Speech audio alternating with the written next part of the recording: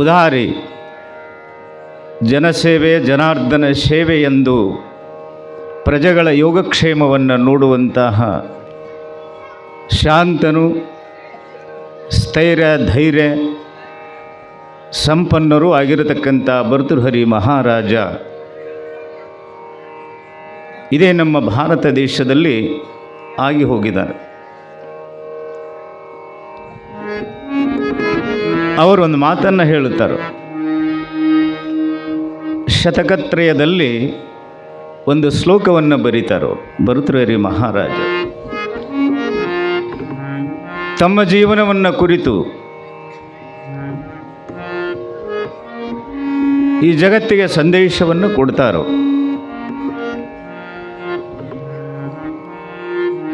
ಮನುಷ್ಯ ಹೇಗೆ ಪರಿವರ್ತನೆ ಆಗ್ತಾನೆ,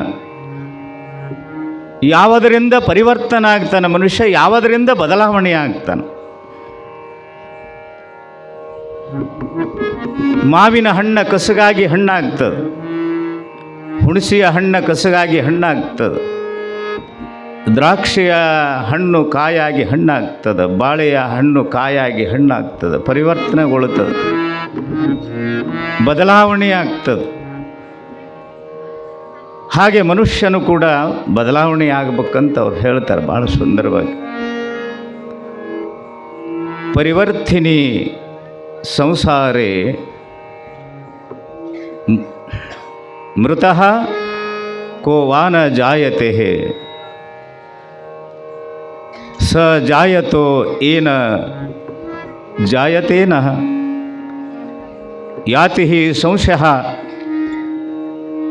ಸಮುನ್ನತಿ ಎಂಬಂತ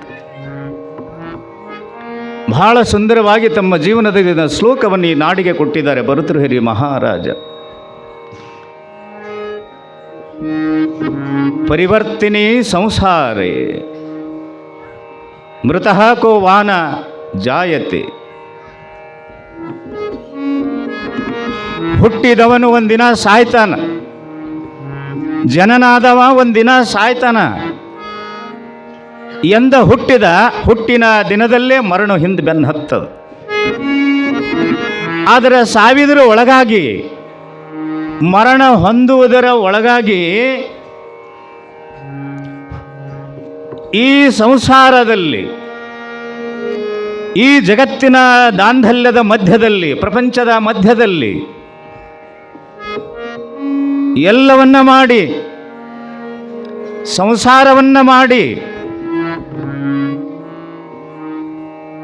ಸಂಸಾರದ ಆಗು ಹೋಗುಗಳನ್ನು ಅನುಭವಿಸಿ, ಆದರೆ ಮನುಷ್ಯ ಪರಿವರ್ತನೆ ಆಗಬೇಕಂತ ಅಲ್ಲೇ ಮೃತನಾಗಬಾರದು. ಪರಿವರ್ತಿನಿ ಸಂಸಾರೇ ಮೃತಕೋ ಜಾಯತೆ. ಹಂಗೆ ಹೋಗಬೇಡ, ಬದಲಾವಣೆ ಆಗುವಂತ. ಮಾನವ ಜನ್ಮ ಬದಲಾವಣೆ ಆಗ್ಬೇಕು. ಏನು ಬದಲಾವಣೆ ಆಗ್ಬೇಕಂದ್ರೆ, ಮಾನವ ಜನ್ಮ ಯಾವಾಗ ಶ್ರೇಷ್ಠತೆ ಆಗ್ತದಂದ್ರೆ, ಈ ಮಾನವ ಜನ್ಮ ಹೇಗೆ ತಿರುಗಾಕತ್ತದಂದ್ರೆ, ಚಕ್ರದಂತೆ ಸುತ್ತುತ್ತಿರುವ ಈ ಮಾನವ ಜನ್ಮ ಚಕ್ರ. ಸಂಸಾರದಲ್ಲಿ ಚಕ್ರ ಹೆಂಗೆ ಒಂದು ಗಾಡಿಯ ಬಂಡಿಯ ಗಾಲಿ ಚಕ್ರ ಹೆಂಗೆ ತಿರುಗ್ತಾ ಇರ್ತದೆ, ಗಾಡಿ ಹೋಗುವಾಗ ತಿರುಗ್ತಿರ್ತದೆ, ಚಕ್ರ ತಿರುಗ್ತಿರ್ತದೆ. ಆ ಚಕ್ರ ತಿರುಗದಂತೆ ಸಂಸಾರ ಜೀವನದ ತಿರುಗ್ತಾ ಬಂದಿದೆ. ಪುನರುಪಿ ಜನನಂ ಪುನರುಪಿ ಮರಣಂ ಜನನಿ ಜಠರಿ ವಾಸಃ. ಆಯಾ ಜನ್ಮದಲ್ಲಿ ಜನ್ಮವೆತ್ತಿ ಬಂದಿರತಕ್ಕಂಥ ಇದು ಮಾನವ ಜನ್ಮ. ಒಂದ ಜನ್ಮದೊಳಗಿದು ಮನುಷ್ಯ ಆಗಿ ಹುಟ್ಟಿಲ್ಲ, ಅನೇಕ ಜನ್ಮಗಳನ್ನು ತಿರುಗಿ ಬಂದಿದ್ದಾನೆ. ಯಾವ ಮನುಷ್ಯ ಪರಿವರ್ತನಾಗಿ ಸನ್ಮಾರ್ಗದಲ್ಲಿ ನಡೀತಾ ಇದ್ದಾನೋ, ನಾನು ಯಾರೆಂಬುದು ತಿಳಿತಾ ಇದ್ದಾನೋ, ದೇವರು ಅಂತ ತಿಳಿಬೇಕು. ಪರಿವರ್ತನೆ ಅಂದರೆ ದೇವರು ಅದಾನ ಅಂತ ತಿಳಿಬೇಕು. ಒಂದದ್ದು ಭಗವಂತ ಈ ಲೋಕವನ್ನು ಸಂರಕ್ಷಣೆ ಮಾಡವ ಭಗವಂತ ಅದಾನ ಅಂತ ತಿಳ್ಕೊಬೇಕಂತ. ಒಂದದ್ದು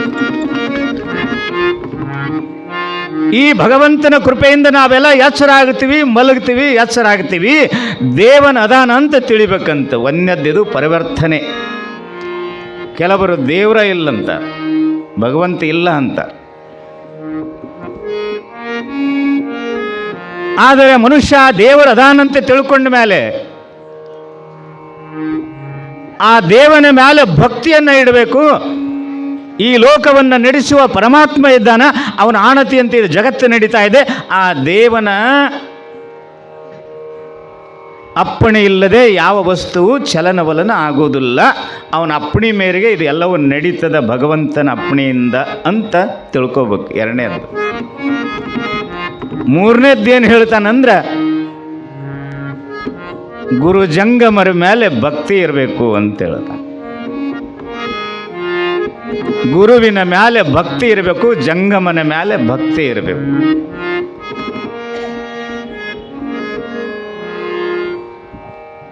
ಆಮೇಲೆ ಈ ಕೈಗಳಿಂದ ದಾನ ಮಾಡಬೇಕು ಅಂತ ಹೇಳ್ತಾನೆ ಅವನು. ಹಸ್ತಂಗಳಿಗೆ ಭೂಷಣಂ ದಾನಃ, ಕಂಗಳಿಗೆ ಭೂಷಣಂ ಗುರು ಹಿರಿಯರ ದೇವರನ್ನ ನೋಡುವುದು. ಕಣ್ಣಿಗೆ, ಕಿವಿಗಳಿಗೆ ಭೂಷಣಂ ಶ್ರೋತ್ರಿಂದ್ರಿಯಗಳಿಗೆ ಭೂಷಣಂ ಸದ್ವಿಚಾರಗಳನ್ನು ಕೇಳುವುದು. ನೋಡಿ ಎಷ್ಟು ಚಂದ ಹೇಳ್ಕೊತ ಹೋಗ್ತಾರೋ. ಕಿವಿಗೆ ಭೂಷಣ ಯಾವುದು ಅಂದ್ರೆ ಸದ್ವಿಚಾರಗಳನ್ನು, ಶಾಸ್ತ್ರವನ್ನು, ಪುರಾಣವನ್ನು, ಪ್ರವಚನವನ್ನು, ಮಂತ್ರವನ್ನು, ಸ್ತೋತ್ರವನ್ನು ಅನ್ನೋದು ಅನ್ನದೇ ಇದ್ರೆ ಅನ್ನೋರ ಬಾಯಿಂದ ಏನು ಬರ್ತದಲ್ಲ ಅದನ್ನು ಕೇಳು ಅಂತ ಹೇಳ್ತಾನೆ. ಈ ಕಿವಿಗೆ ಭೂಷಣ ಎಷ್ಟು ಚಲೋ ಹೇಳ್ತಾರೆ ನೋಡಿ. ಕಿವಿಯಲ್ಲಿ ಬಂಗಾರ ಸಾಮಾನು ಇರುತ್ತಾವೆ, ಅವನು ಕಸ್ಕೊಂಡು ಹೋಗ್ತಾರೆ ಕಳ್ಳರು. ಮೆಲ್ಯಾರ ನೆವರಿಟ್ರಂದ್ರೆ ಕೊಳ್ಳ ಬಂಗಾರ ಇರ್ತದೆ, ಕಳ್ಳನ ದೃಷ್ಟಿ ಬಂಗಾರ ಮ್ಯಾಗ ಇರ್ತದೆ. ಹೌದಲ್ಲ? ಕಳ್ಳನ ದೃಷ್ಟಿ ಎಲ್ಲಿರ್ತದ? ಕೈಯಾಗ ಕಡ್ಗ ಹಾಕಿದ್ದ ಮನುಷ್ಯ ಅಂದ್ರೆ ಬಂಗಾರ ಮ್ಯಾಗ ಇರ್ತದ. ಹೆಣ್ಮಗಳು ಕೊಳತುಂಬ ಬಂಗಾರ ಹಾಕಿದ್ಲಂದ್ರೆ ಅವನ ದೃಷ್ಟಿ ಎಲ್ಲಿರ್ತದ? ಆ ಬಂಗಾರ ಮ್ಯಾಗ ಇರ್ತದ. ಸದ್ಗುಣಾದಿಗಳನ್ನು, ಶಬ್ದಗಳನ್ನು, ಸದ್ವಿಚಾರಗಳನ್ನು, ಭೂಷಣದಲ್ಲಿ ಕಿಂಭೂಷಣ ಯಾವುದಂದ್ರೆ ಮನುಷ್ಯನಿಗೆ ಭೂಷಣ ಬರೋದು ಯಾವುದು? ಮನುಷ್ಯನಿಗೆ ಬಹಳ ದೊಡ್ಡಸ್ತಿಕೆ ಬರೋದು ಯಾವುದಂದ್ರೆ ಸದ್ಗುಣಗಳನ್ನು ಅಳವಡಿಸಿಕೊಂಡ್ರೆ ಆ ಮನುಷ್ಯ ಬಂಗಾರಕ್ಕಿಂತಲೂ ಹೆಚ್ಚಿನ ಬೆಲೆ ಉಳ್ಳವ ಅಂತಾನ. ಅದಿರಲಿ, ಬಂಗಾರ ಇರಬಾರ್ದಂತಲ್ಲ. ಅಚ್ಚಳಿಯದ ಆಭರಣ ಯಾವುದು? ಅಚ್ಚಳಿಯದ ಆಭರಣ ಯಾವುದು? ಆಭರಣ ಅದನ್ನು ಕಸ್ಕೊಳಕ್ಕೆ ಬಂದಿರಬಾರ್ದು, ಯಾರೂ ಮುಟ್ಟಕ್ಕೆ ಬಂದಿರಬಾರ್ದು, ಯಾರೂ ಒಯ್ಯಕ್ಕೆ ಬಂದಿರಬಾರ್ದು.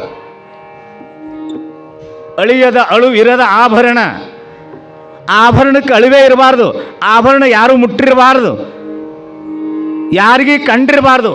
ಅಂಥ ಆಭರಣ ಯಾವುದಂದ್ರೆ ವರಗುಣ ಅಂತ ಹೇಳಿದ್ರು ಮತ್ತವರು. ಅದಕ್ಕೆ ಸದ್ಗುಣ ಅನ್ನೋದೇ ಆಭರಣ. ಆಭರಣಕ್ಕೆ ಭೂಷಣ ಯಾವುದಂದ್ರೆ ಸದ್ಗುಣ, ಅದಕ್ಕೆ ವರಗುಣ ಅಂತ ಕರೆದರು. ಅಚ್ಚಳಿಯದ ಆಭರಣ ವರಗುಣ, ಸದ್ಗುಣ, ಸದ್ವಿಚಾರ, ಸದಾಚಾರ, ಸಂಪನ್ನ, ಸದ್ಭಾವನೆ, ಸದ್ಧರ್ಮಗಳು, ಗುರುಲಿಂಗ ಜಂಗಮರ ಮೇಲೆ, ದೇವರ ಮೇಲೆ, ಹಿರಿಯ ಮೇಲೆ ಭಕ್ತಿಯನ್ನು ಇಟ್ಕೊಳ್ತಕ್ಕಂಥ ಅದಕ್ಕೆ ಇದಕ್ಕೆ ಸದ್ವಿಚಾರಗಳು ಮನುಷ್ಯನ ದೊಡ್ಡವನು ಮಾಡುತ್ತದೆ ಅಂತ ಹೇಳಿದ್ರು. ಭಾಳ ದೊಡ್ಡವ ಇವನ್ನು ಗಳಿಸ್ಕೋಬೇಕು ನಾವು. ಇದೆಲ್ಲ ಗಳಿಸ್ತೀವಲ್ಲ, ಎಲ್ಲ ಗಳಿಸಂಗಿಲ್ರೆ? ಎಲ್ಲ ಗಳಿಸ್ತಾನ ಮನುಷ್ಯ. ಮುಖೇಶ್ ಅಂಬಾನಿ ಭಾಳ ಗಳಿಸ್ಯಾನ, ಸಮುದ್ರದ ಮ್ಯಾಗ ಮನೆ ಕಟ್ಟ್ಯಾನ. ಅವನ ಹೆಂಡತಿ ಚಪ್ಪಲ 5 ಲಕ್ಷ ರೂಪಾಯಿ. ಹಿಂಗಕ್ಕೆ ಶಾಪಿಂಗ್ ಹೋಗಿ ಬಂದ್ರೆ 3 ಲಕ್ಷ ರೂಪಾಯಿ ವಿಮಾನದಾಗ ಹೋಗಿ ಬರ್ತಾಳೆ. ಆಕೆನ ಹೋಗಿತಾರೆ. ಎಲ್ಲಿ ಹೋಗಿತಾರೆ? ನಾಳೆ ಬಂಗಾರದಾಗ ಹೋಗಿತಾರ? ಏನು ನೀರಾಗ ಹೋಗಿತಾರ? ಏನು ಅಂತರ್ಲೆ ಹಾರಿಸ್ತಾರ? ಎಲ್ಲಿ ಹೋಗಿತಾರೆ? ಏನಾರ ಹಾಕೋ, ಭಗವಂತ ಹೇಳ್ತಾನ, ನೀ ಎಷ್ಟು ಲಕ್ಷದ ಹಾಕೋ, ನೀ ಬರೋದು ನನ್ನ ಭೂಮಿಯ ಒಡಲಲ್ಲೇ ತಿಳ್ಕೋ ಪಕ್ಕ ಅಂತ ಹೇಳ್ತಾನೆ ಭಗವಂತ. ಬಂದು ಮಣ್ಣೊಳಗೆ ಬರ್ಬೇಕು ನೀ.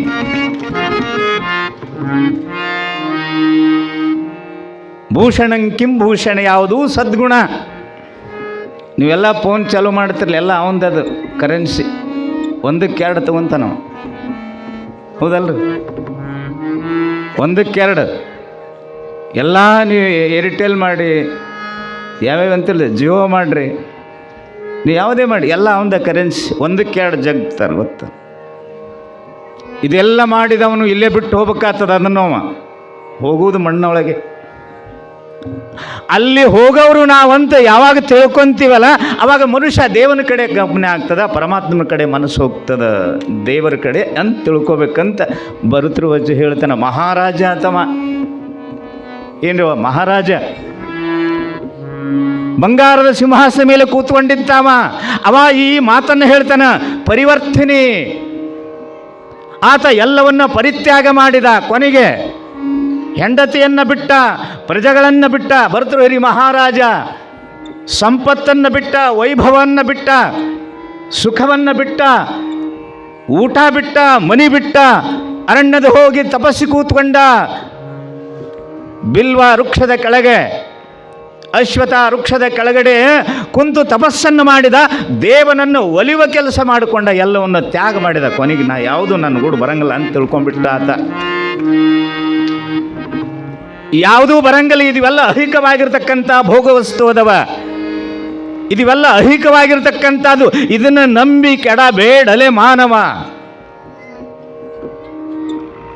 ಇದನ್ನ ನಂಬಿ ಕೆಡಬೇಡ ಅಂತೇಳಿ ನಾವು ಇರಲಿ, ಇರುತನ ಎಲ್ಲವಿರಲಿ, ಮನಿ ಹೊಲ ಸಂಪದು ಸುಖ ಸೌಖ್ಯ, ಮಕ್ಕಳಿದ್ದರೆ ಮನಿ ಚಂದ, ರೊಕ್ಕವಿದ್ದರೆ ಮಕ್ಕಳಿದ್ದರೆ ಬಾಳವ ಚಂದ್ರ, ರೊಕ್ಕವಿದ್ದರೆ ಮನಿ ಚಂದ, ನೀರಿದ್ದರೆ ಕೆರೆ ಚಂದ, ಸಂಪತ್ತು ಇದ್ದರೆ ಸಂತೋಷದ ಅನುಭವ.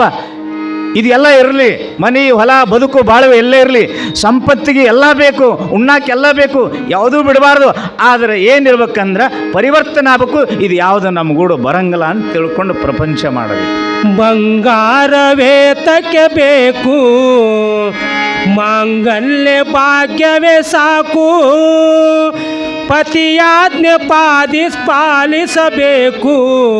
ಅವನಿನ್ನ ಜೀವನ, ಅವನಿನ್ನ ಜೀವನ, ಹಣೆಯಲ್ಲಿ ಕುಂಕುಮ ಎನ್ನಿಗದು ಭೂಷಣ, ಹಣೆಯಲ್ಲಿ ಕುಂಕುಮ ಎನ್ನಿಗದು ಭೂಷಣ.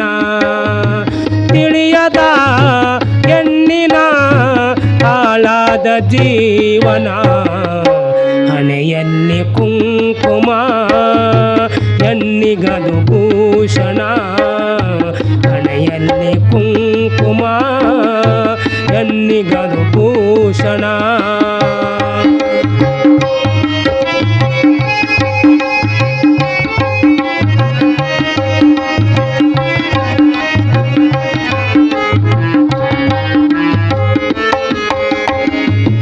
ತವರೂರ ತಾವರ ಹೆಣ್ಣು, ಪತಿ ಮನೆಯ ಬೆಳಗುವ ಕಣ್ಣು. ತವರೂರ ತಾವರ ಹೆಣ್ಣು, ಪತಿ ಮನೆಯ ಬೆಳಗುವ ಕಣ್ಣು. ನಿನ ಬಾಳು ಎಂದು ನಗು ನಗುತ್ತ ಸಾಗಲಿ, ನಗು ನಗುತ್ತ ಸಾಗಲಿ. ಹಣೆಯಲ್ಲಿ ಕುಂಕುಮ ಎನ್ನಿಗದು ಭೂಷಣ, ಹಣೆಯಲ್ಲಿ ಕುಂಕುಮ ಎನ್ನಿಗದು ಭೂಷಣ.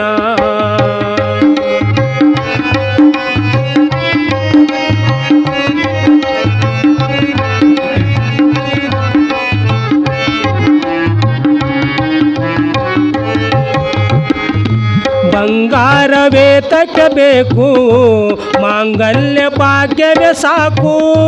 ಬಂಗಾರವೇ ತಕ್ಕಬೇಕು, ಮಾಂಗಲ್ಯ ಭಾಗ್ಯವೇ ಸಾಕು. ಪತಿಯಾಜ್ಞೆ ಪಾಲಿಸಬೇಕು, ಅವನಿನ್ನ ಜೀವನ, ಅವನಿನ್ನ ಜೀವನ. ಹಣೆಯಲ್ಲಿ ಕುಂಕುಮ ಎನ್ನಿಗದು ಭೂಷಣ.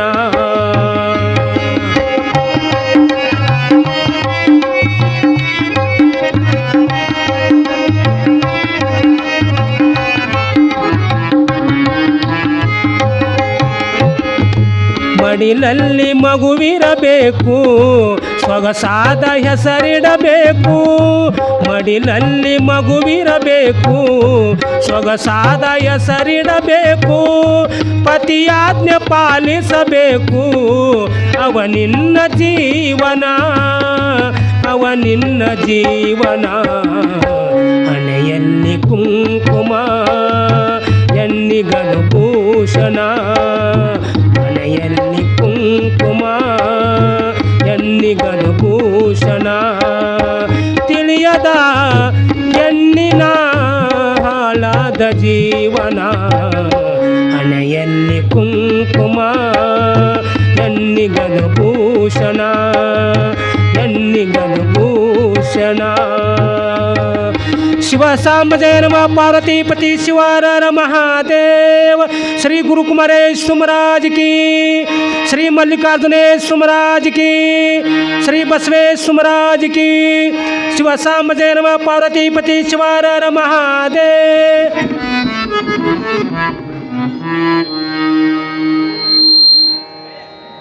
ಭೂಷಣ ಅನ್ನುವಂಥ ಕವಿತಾ ಬಹಳ ಸುಂದರವಾಗಿ ಹಾಡಿದ.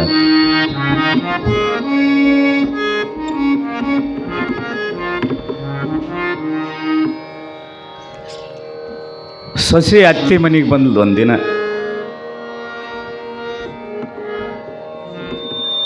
ಅವಾಗ ಅತ್ತಿ ಸೋಬಾನ್ ಪದ ಹಾಡಕ್ಕೆ ಆಮಂತ್ರಣ ಬರ್ತಿದ್ದು.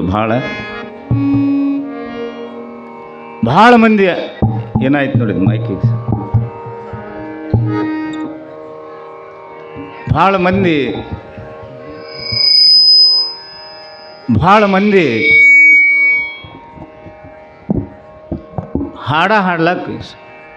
ಹಾಡಲಕ್ಕೆ ಕರ್ಕೊಂಡು ಹೋಗ್ತಿದ್ರು. ಸೌಂಡ್ ಬಿಡೋದು ಇಲ್ಲೇ ಅದು ವಾಯರ್ ಇದು ಸರಿ.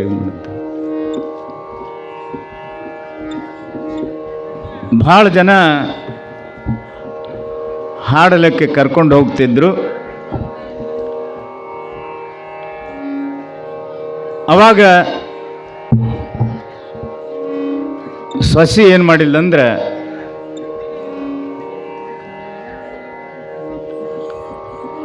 ಅತ್ತೆ ಹಿಂದೆ ನೋಡಿ ಸರಿಯಾಗಿ ಒಂದಕ್ಕೆ ಮಾಡಿದ್ರು. ಮಣಿ ತಗೊಂಡು ಹೊಂಟಳು.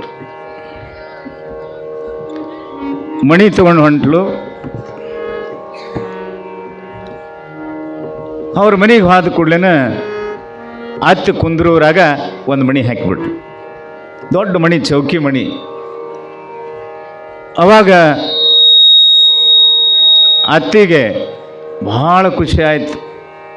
ಎಷ್ಟು ಖುಷಿ ಆಯ್ತು ಅಂದ್ರೆ ಸ್ವರ್ಗನೇ ಇಳಿದು ಬಂದಂಗೆ ಆಗ್ಬಿಡ್ತಿ ಲೋಕಕ್ಕೆ. ನೂರಾರು ಮಂದಿ ಒಳಗೆ ಸೊಸಿ ಮಣಿ ಹಾಕ್ಯಾಳಂದ್ರೆ ಎಷ್ಟು ಆನಂದ ಆಗಿರ್ಬೇಡ್ರಿ. ಶೋಭನ್ ಪಡ ಹಾಡಿ ಮತ್ತೊಂದು ಮನೆಗೆ ಹೋಗ್ಬೇಕಾಗಿತ್ತು.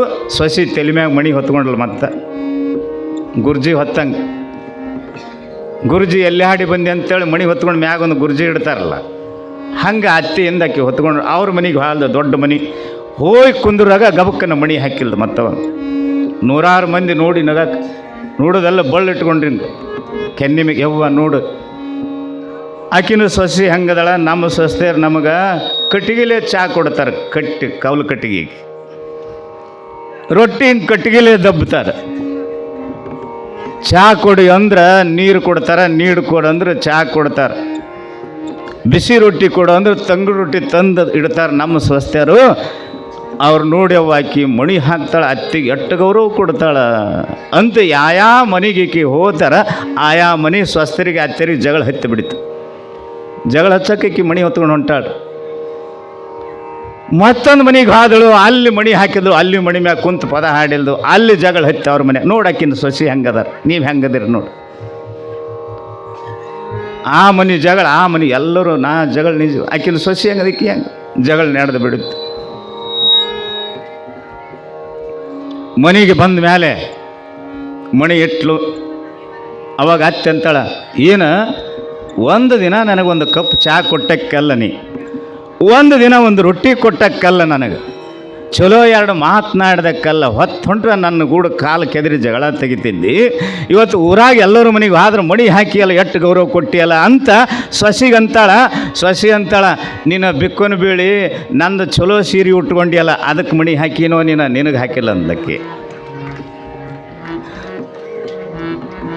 ಈಕಿನ ಸೀರೆ ಉಟ್ಕೊಂಡು ಹೋಗಿದ್ಲಕ್ಕೆ ಆಕಿನ ಟ್ರಂಕ್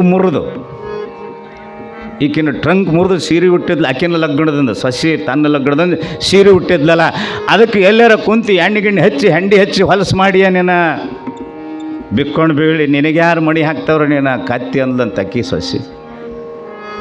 ಏನು ಇಂಥ ಸ್ವಸ್ಥೆ ಇರಬೇಕು, ಕಾಯಾಮ ಚಲೋ ಮಣಿ ಹಾಕೋರು ಸ್ವಸ್ಥರ ಇರ್ತಾರೆ ಅನ್ನಂಗೆ ಚಪ್ಪಳೆ ಹೊಡೀರಿ ನೋಡಮ್. ಅಂದ್ರೆ ನೀವು ಹೊಡಿದು ಗೊತ್ತಲ್ಲ, ಸುಮ್ಮ ಕಾಟಾಚಾರಕ್ಕೆ ಮಣಿ ಹಾಕೋದಲ್ಲ ಅದು. ಆ ಮಣಿ ಹಾಕೋದಂದ್ರೆ ಹಿಂಗೆ ಕರೆ ಅತ್ತಿಗಳಿಗೆ ಸ್ವಸ್ಥೆಯರು ಮಣಿ ಹಾಕಿಬಿಟ್ರೆ ಸೊಸೆ ಅನ್ನಂಗಿಲ್ಲ, ಅತ್ತಿಕ್ಕಿ ಮಗಳಂತ ತಿಳ್ಕೊಂಡ್ಬಿಡ್ತಾಳೆ. ಇದು ಪ್ರಪಂಚ ಹಿಂಗೆ ನಡೀತದದು. ಪರಸ್ಪರಂ ಭಾವಯಂತಹ ಶ್ರೇಯ ಧರ್ಮಾಚಾರ ಅಂದ್ರೆ ಎಲ್ಲೇ ಇರುತ್ತದೆ, ಮಾತಿನೊಳಗಿರಂಗಿಲ್ಲ, ಅದು ಕೃತಿ ಒಳಗಿರ್ತದ. ಧರ್ಮ ಅಂದ್ರೆ ಕೃತಿ ಒಳಗಿರ್ತದದು, ನಡೆವಳಿಕೆ ಒಳಗಿರ್ತದದು. ಸದ್ಗುಣ ಅಂಥೇಳಿ ನಡೆದ ಪರಿವರ್ತನೆ ಸಂಸಾರೇಶು ಪರಿವರ್ತನೆ ಆಗಬೇಕು. ನಾನಾ ಮೆಟ್ಟಿದ ಕಡ್ಲೆ ಅಂತ ಅನ್ನಬಾರದು, ನಂದೇ ಆಗ್ಬೇಕಂತ ಅತ್ತಿನೂ ಅನ್ನಬಾರ್ದು, ನಂದ ಆಗ್ಬೇಕಂತ ಸೊಸೆ ಆಗಬಾರ್ದು. ಇಬ್ಬರು ಹಂಚಿಕೊಂಡು ನಡೆದು ಬಿಟ್ರೆ ಒಂದಿಟ್ಟು ತಗ್ಗಿ ಬಗ್ಗಿ ಸೊಸೆ ಆದವಳು ಹೋಗಿಬಿಟ್ಲಂದ್ರೆ ಏನಾದರೂ ಅಪ್ಪಿ ಅತ್ತೆ ಆದವರು ಹಿರಿಯರು ಇರ್ತಾರೆ. ಒಂದಂದ್ರೆ ಸಹಿಸ್ಕೊಂಡು ಸುಮ್ಮಕ್ಕಿ ಹೋಗಿಬಿಟ್ಲಂದ್ರೆ ಅತ್ತಿಗೆ ಅನ್ನಿಸ್ತದ ಇನ್ನೊಂದು ಸಲ ಅನ್ನಬಾರ್ದವ ಅಕ್ಕಿ ಸುಮ್ಮನೆ ಆದಾಳಂತ ಅತ್ತಿಗೆ ದೊಡ್ಡ ಗುಣ ತಾನೇ ಬರ್ತದೆ. ಸೇರಿಗೆ ಸವಾ ಅಂದ್ಬಿಟ್ರೆ ಅಂದ್ರೆ ಕದನ ನಡೀತದಿಲ್ಲ, ಘರ್ಷಣೆ ಆಗ್ತದೆ. ಇದು ಸಂಸಾರೇ ಪರಿವರ್ತನೆ ಆಯ್ತು ಅಂದದಕ್ಕೆ ಸಂಸಾರ ಅಂತ ಕರೀತಾನ. ಪರಿವರ್ತನೆ ಆಗಲಿಲ್ಲ ಅಂದ್ರೆ ಅದು ಏನಾಗ್ತದೆ? ಪರಿವರ್ತನೆ ಆಗಲಿಲ್ಲ ಅಂದ್ರೆ ವಿಷಮ ಸಂಸಾರ ಅಂತ ಕರೀತಾರದು. ವಿಷ ಹಾಕಿದ ಸಂಸಾರ ಅಂತಾರದು. ಅಂಥ ಯಾವ ಪ್ರಪಂಚದಲ್ಲಿ ಕಾಲಿಟ್ಟಿರ್ತಕ್ಕಂತಹ ಬಸವಣ್ಣನವರು ನಿನ್ನ ಎಲ್ಲಿಗೆ ನಿಂತಿನ ಸಂಗಮದಿಂದ 88 ಕೋಟಿ ಸಂಗಮದಿಂದ ಕರೆದುಕೊಂಡು ಹೋಗಿ ಬಿಜ್ಜಳ ಮಹಾರಾಜ ಮಂತ್ರಿ ಪದವಿಯನ್ನು ಕೊಟ್ಟು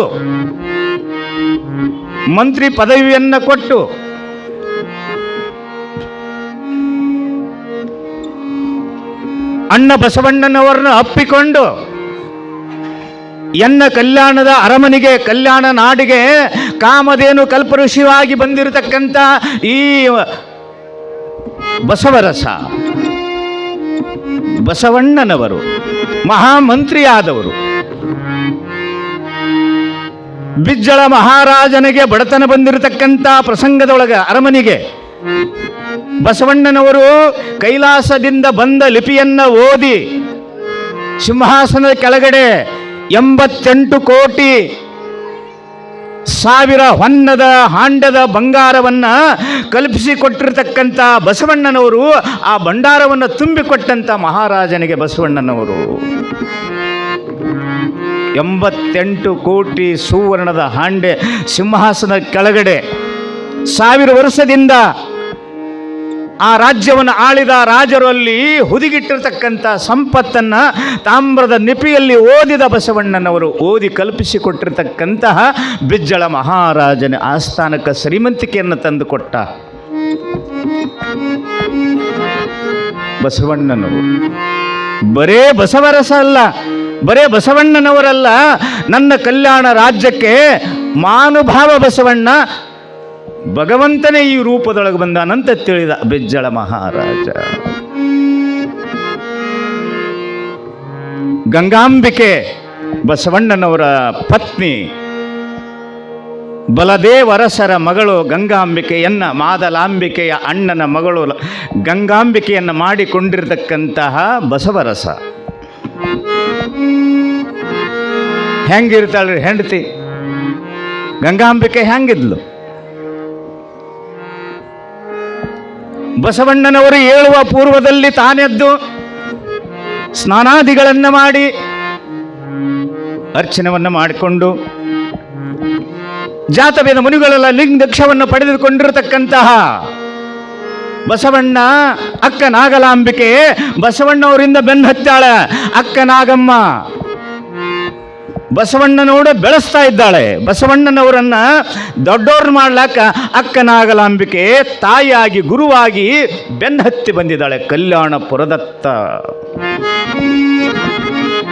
ಗಂಗಾಂಬಿಕೆ ಬಸವಣ್ಣನವರು ಏಳುವ ಪೂರ್ವದಲ್ಲಿ ತಾನೆದ್ದು ಸ್ನಾನಾದಿಗಳನ್ನು ಮಾಡಿ ಲಿಂಗಾರ್ಚನೆಯನ್ನು ಮಾಡಿ ಪತಿದೇವನಿಗೆ ವ್ಯವಸ್ಥೆಯನ್ನು ಮಾಡುವಂಥ ಅವರಿಗೆ ನೀರು ಕಾಸಿ ಹೂಪತ್ರೆಗಳನ್ನು ಇಟ್ಟು ವಿಭೂತಿಯನ್ನು ಇಟ್ಟು ಗಂಧ ಅಕ್ಷತೆಗಳನ್ನಿಟ್ಟು ಬಸವಣ್ಣನವರಿಗೆ ಕೈ ಮುಗಿದು ತಾವು ಸ್ನಾನಕ್ಕೆ ಬರ್ತೀರೇನ್ರಿ ಅಂತ ಕೇಳುವ ಗಂಗಾಂಬಿಕೆ. ಆ ಕಡೆ ಒಂದೊಂದು ಕಡೆ ಕೇಳ್ತಾರೆ. ಗಂಡ ಎಲ್ಲೇ ಹೋಗಿರ್ತಾನೆ ಒಂದೊಂದು ಊರಾಗ, ಬರೋದ್ರೊಳಗೆ ಜಳಕ ಮಾಡಿ ಕಮ್ಮಗೆ ನಷ್ಟ ತಿಂದು ಗಂಡು ಬರೋದ್ರಾಗ ಬೌಣಿ ಖಾಲಿ ಮಾಡಿ ಡಬ್ಬ ಹೊಡೆದು ಗಂಡು ಬಂದಮೇಲೆ ಏನು ರಿಟ್ಟಿಯನ್ ನಷ್ಟ ಅಲ್ಲೇ ತಿನ್ನು ಹೋಗಿ ಮೂರ್ಕೊಳಗ ಚಾದಂಗಡ್ಯಾಗ. ಅಲ್ಲ ಏನಾರ ಮಾಡಿಗಿಡಿ ಅನಂತ ನಾ ಏನು ನೀನು ಮೂರ್ಕೊಳು ಮಾಡಕ್ಕೆ ನಿನ್ನೇನು ಆಳಲ್ಲ ಹೇಳ ಅಂತ ಅನ್ನಂಗಿಲ್ಲ. ಕೆಲವು ಒಂದೊಂದು ಊರ ಕಡೆ ಅಂತಾರೆ, ಒಂದೊಂದು ದೇಶದಾಗ ಅಂತಾರೆ. ಆ ಕಡೆ ಹಿಂದೂಸ್ತಾನ ಮಗಲ ಹಿಂಗೆಲ್ಲ ಅಂತಾರೆ, ಕಡೆ ಎಲ್ಲೆಲ್ಲೂ ಅಂತಾರೆ. ನಾ ಏನು ನಿನ್ನ ಆಳಲ್ಲ ಹೇಳ, ಕಮ್ಮಗೆ ರೊಕ್ಕ ಕೊಟ್ಟು ನೀನು ಕೊಂಡ್ಕೊಂಬಂದಿನಿ, ನಾ ಎಲ್ಲಿ ನಿನಗೆ ಬಡ್ಯಾಕೋಳು ಅಲ್ಲೇ ತಿನ್ನು ಹೊರಗೆಲ್ಲರ ಹೋಟೆಲ್ದೊಳಗೆ ಖಾನಾವಳಿ ಒಳಗೆ ಅಂತ ಅನ್ನುವ ಜಗತ್ತಿನೊಳಗೆ. ಆದರೆ ಗಂಗಾಂಬಿಕೆಯ ಸದ್ಗುಣವನ್ನು ಯಾರು ಕಲಿತು ಮುಂದುವರಿತಾರ ಅವ್ರ ಮನೆ ನಂದ ಗೋಕುಲ ಆಗ್ತದೆ, ಅದು ಸ್ವರ್ಗ ಆಗ್ತದೆ, ಸಂಪತ್ತಿನಿಂದ ತುಂಬುತ್ತದೆ. ಸದ್ಗುಣ ಪರಿವರ್ತನೆ ಆಗಬೇಕು, ಪರಿವರ್ತನೆ ಆಗಬೇಕು. ಅದಕ್ಕೆ ಮಾತು ಅಂದರೆ ಹೆಂಗಿರ್ಬೇಕು? ಮಾತಿನಲ್ಲೇ ಮಾಣಿಕ್ಯ, ಮಾತಿನಲ್ಲೇ ಇಹ ಉಂಟು, ಮಾತಿನಲ್ಲಿ ಪರವುಂಟು. ಮಾತಿನಲ್ಲಿ ಈ ಜಗತ್ತನ್ನು ಗೆಲ್ಲಬಹುದು, ಮಾತಿನಿಂದ ಈ ಜಗತ್ತಿಗೆ ಬೆಂಕಿನೂ ಹಚ್ಚಬಹುದು. ಯಾಕೆ ಹೌದ? ಒಂದೇ ಒಂದು ಮಾತ. ಯಾರು? ದ್ರೌಪದಿ ರಾಜಸಭೆಗೆ ದುರ್ಯೋಧನ ದುಶ್ಯಾಸನರು ಬರುವಾಗ ಆತ ಮಾಡಿದ ಮೇಲೆ ಕೂತ್ಕೊಂಡಿದ್ದು ದ್ರೌಪದಿ. ರಾಜಸಭೆಯಲ್ಲಿ ಬರುವಾಗ ಅಲ್ಲಿ ಆ ಸಭೆಯನ್ನು ಶೃಂಗಾರಗೊಳಿಸಿದ್ರು. ಹೇಗೆ ಶೃಂಗಾರಗೊಳಿಸಿದ್ರು ಅಂದ್ರೆ ನೆಲದಾಗ ನೀರು ಹರಿತಾವ ಏನೋ ಅನ್ನುವಂಗ ಅಂಥ ಡೆಕೋರೇಷನ್ ಮಾಡಿದ್ರು ಆ ರಾಜಸಭೆಯಲ್ಲಿ. ಅಲ್ಲಿಗೆ ದುರ್ಯೋಧನ ಬರ್ತಾ ಇದ್ದ ದುಶ್ಯಾಸನರ ಆ ರಾಜಸಭೆ ಕಾಲಿಡುವಾಗ ನೀರದವನಂತ ತಾನು ಹುಟ್ಟಿರ್ತಕ್ಕಂಥ ಬಟ್ಟೆಯನ್ನು ಹಿಂಗೆ ಮೊಳಕಲ್ತನ ಮ್ಯಾಗೆತ್ತಿ ಎತ್ತಿ ಕಾಲಿಟ್ಟ, ನೀರಿಲ್ಲದ್ರಾಗ. ಅವಾಗ ದ್ರೌಪದಿ ಮ್ಯಾಗ ಕೂತ್ಕೊಂಡಿರ್ತಾಳೆ. ಅಂದಶ್ಯ ಪುತ್ರ ಅಂದ ಅಂದ್ಲಕ್ಕೆ ಒಂದೇ ಒಂದು ಶಬ್ದ, ಅಂದಶ್ಯ ಪುತ್ರ ಅಂದಹ ಅಂದ್ರೆ ಕುರುಡನ ಮಗ ಕುರುಡ ಅಂದ್ಬಿಟ್ಲಲ್ಲ ಮ್ಯಾಗ ಕೂತ್ಕೊಂಡು. ಅಂದು ಚಳ್ಳ ಹೊಡೆದ ಕೆಸಂದು ನಕ್ಕು ಬಿಟ್ಲಕ್ಕೆ ದ್ರೌಪದಿ. ರಾಜಸಭಾದೊಳಗೆ ಅವಮಾನ ಆಯಿತು ದುರ್ಯೋಧನ ದುಶ್ಯಾಸನರಿಗೆ. ಯಾವಾಗಿಂತ ದೈವದೊಳಗೆ ರಾಜಸಭಾದಲ್ಲಿ ಮಂದಿ ಒಳಗೆ ನನಗೆ ಕುರುಡನ ಮಗ ಕುರುಡ ಅಂತಕ್ಕೆ ಮಾನಭಂಗ ಮಾಡ್ಯಾಳಂದ್ರೆ, ನನ್ನ ಅವಮಾನ ಮಾಡ್ಯಾಳಂದ್ರೆ ಈಕಿನ ಮಾನಭಂಗ ಮಾಡ್ಬೇಕಂತ ಪ್ರತಿಜ್ಞೆ ಮಾಡಿದ ದುರ್ಯೋಧನ ದುಶ್ಯಾಸನರು ಮಾಡಿ ಹೋದರಂತ. ಮಾತು ಯಾವುದನ್ನು ಬಳಸಬೇಕನ್ನೋ ಅಜ್ಞಾನ. ಆ ಶಬ್ದ ಬಳಸಿದ್ದಕ್ಕೆ ದುರ್ಯೋಧನ ದುಶ್ಯಾಸನರು ಮುಂದೆ ಮಹಾಭಾರತದ ಕಾಲದೊಳಗೆ ಅವ ಶಕುನಿ ಅಲ್ಲಿ ಧೃತರಾಷ್ಟ್ರನ ಹೆಂಡತಿಯ ಅಣ್ಣ ಆತ ಇವರು ತಲೆ ಕೆಡಿಸಿ ಜೂಜಾಡಕ್ಕೆ ಹಚ್ಚಿ ಅವ್ರ ಕಡೆಯಿಂದ ಎಲ್ಲ ಸೋಲಿಸಿ ಹೆಂಡತಿನೂ ಸೋತ ಧರ್ಮರಾಜ ಮಾತಿಗಾಗಿ ಈ ಸಮಸ್ಯೆಯನ್ನು ಎಲ್ಲ ತಂದು ಒಡ್ಡಿ, ಆ ಪ್ರಸಂಗವನ್ನು ತಂದೊಡ್ಡಿ ದ್ರೌಪದಿಯನ್ನು ಸಭೆಗೆ ಎಳ್ಕೊಂಬಂದು ಅಲ್ಲಿ ಮಾತನ್ನು ಇಲ್ಲಿ ನಡೆಸಿ ದ್ರೌಪದಿಗೆ ಅವಮಾನ ಮಾಡಿದಂಥ ಮಾನಭಂಗ ಮಾಡಿದ ದುರ್ಯೋಧನ ದುಶ್ಯಾಸನರು ಒಂದು ಶಬ್ದದಿಂದ ಅಂತ ಹೇಳಕತ್ತೀನಿ. ಆ ಮಾತು ನಾಲಿಗಿಂದ ಹೋಗ್ಬೇಕಾದ್ರೆ ಬಹಳ ಎಚ್ಚರ ಇರ್ಬೇಕಂತ. ಅದಕ್ಕೆ ಬಸವಣ್ಣವರು ಮಾತನಾಡಿ ಎಂಥದ್ದು ಮಾಡ್ಬೇಕಂತ ಹೇಳ್ತಾರೆ. ನುಡಿದರೆ ಮುತ್ತಿನ ಹಾರದ ತಿರಬೇಕು ನುಡಿದರೆ ಮೂತಿನ ಹಾರದಂತಿರಬೇಕು, ನುಡಿದರೆ ಮೂತಿನ ಹಾರದಂತಿರಬೇಕು, ನುಡಿದರೆ ಮಾಣಿಕ್ಯದ ದೀಪ್ತಿಯಂತಿರಬೇಕು, ನುಡಿದರೆ ಮಾಣಿಕ್ಯದ ದೀಪ್ತಿಯಂತಿರಬೇಕು.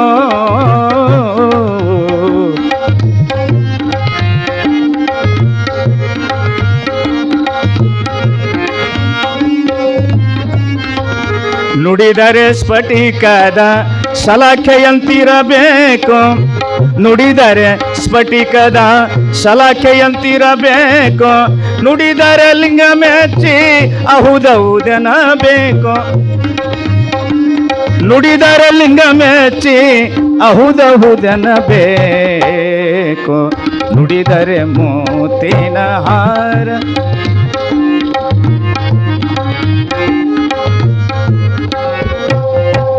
ನುಡಿದರೆ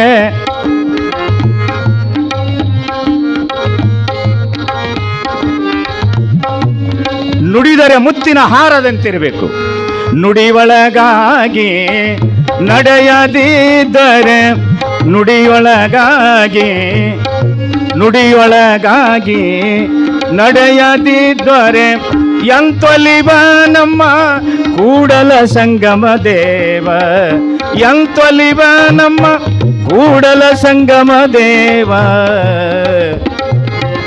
ನುಡಿದರೆ ಮೋತಿನ ಹಾರದಂತಿರವೇ, ನುಡಿದರೆ ಮೋತಿನ ಹಾರದಂತಿರವೇ, ನುಡಿದರೆ ಮೋತಿನ ಹಂಗ ನುಡಿದರೆ ಲಿಂಗ ಮೆಚ್ಚಿ ಹೌದನಬೇಕು, ನುಡಿದರೆ ಪರಮಾತ್ಮ ಹೌದನಬೇಕು.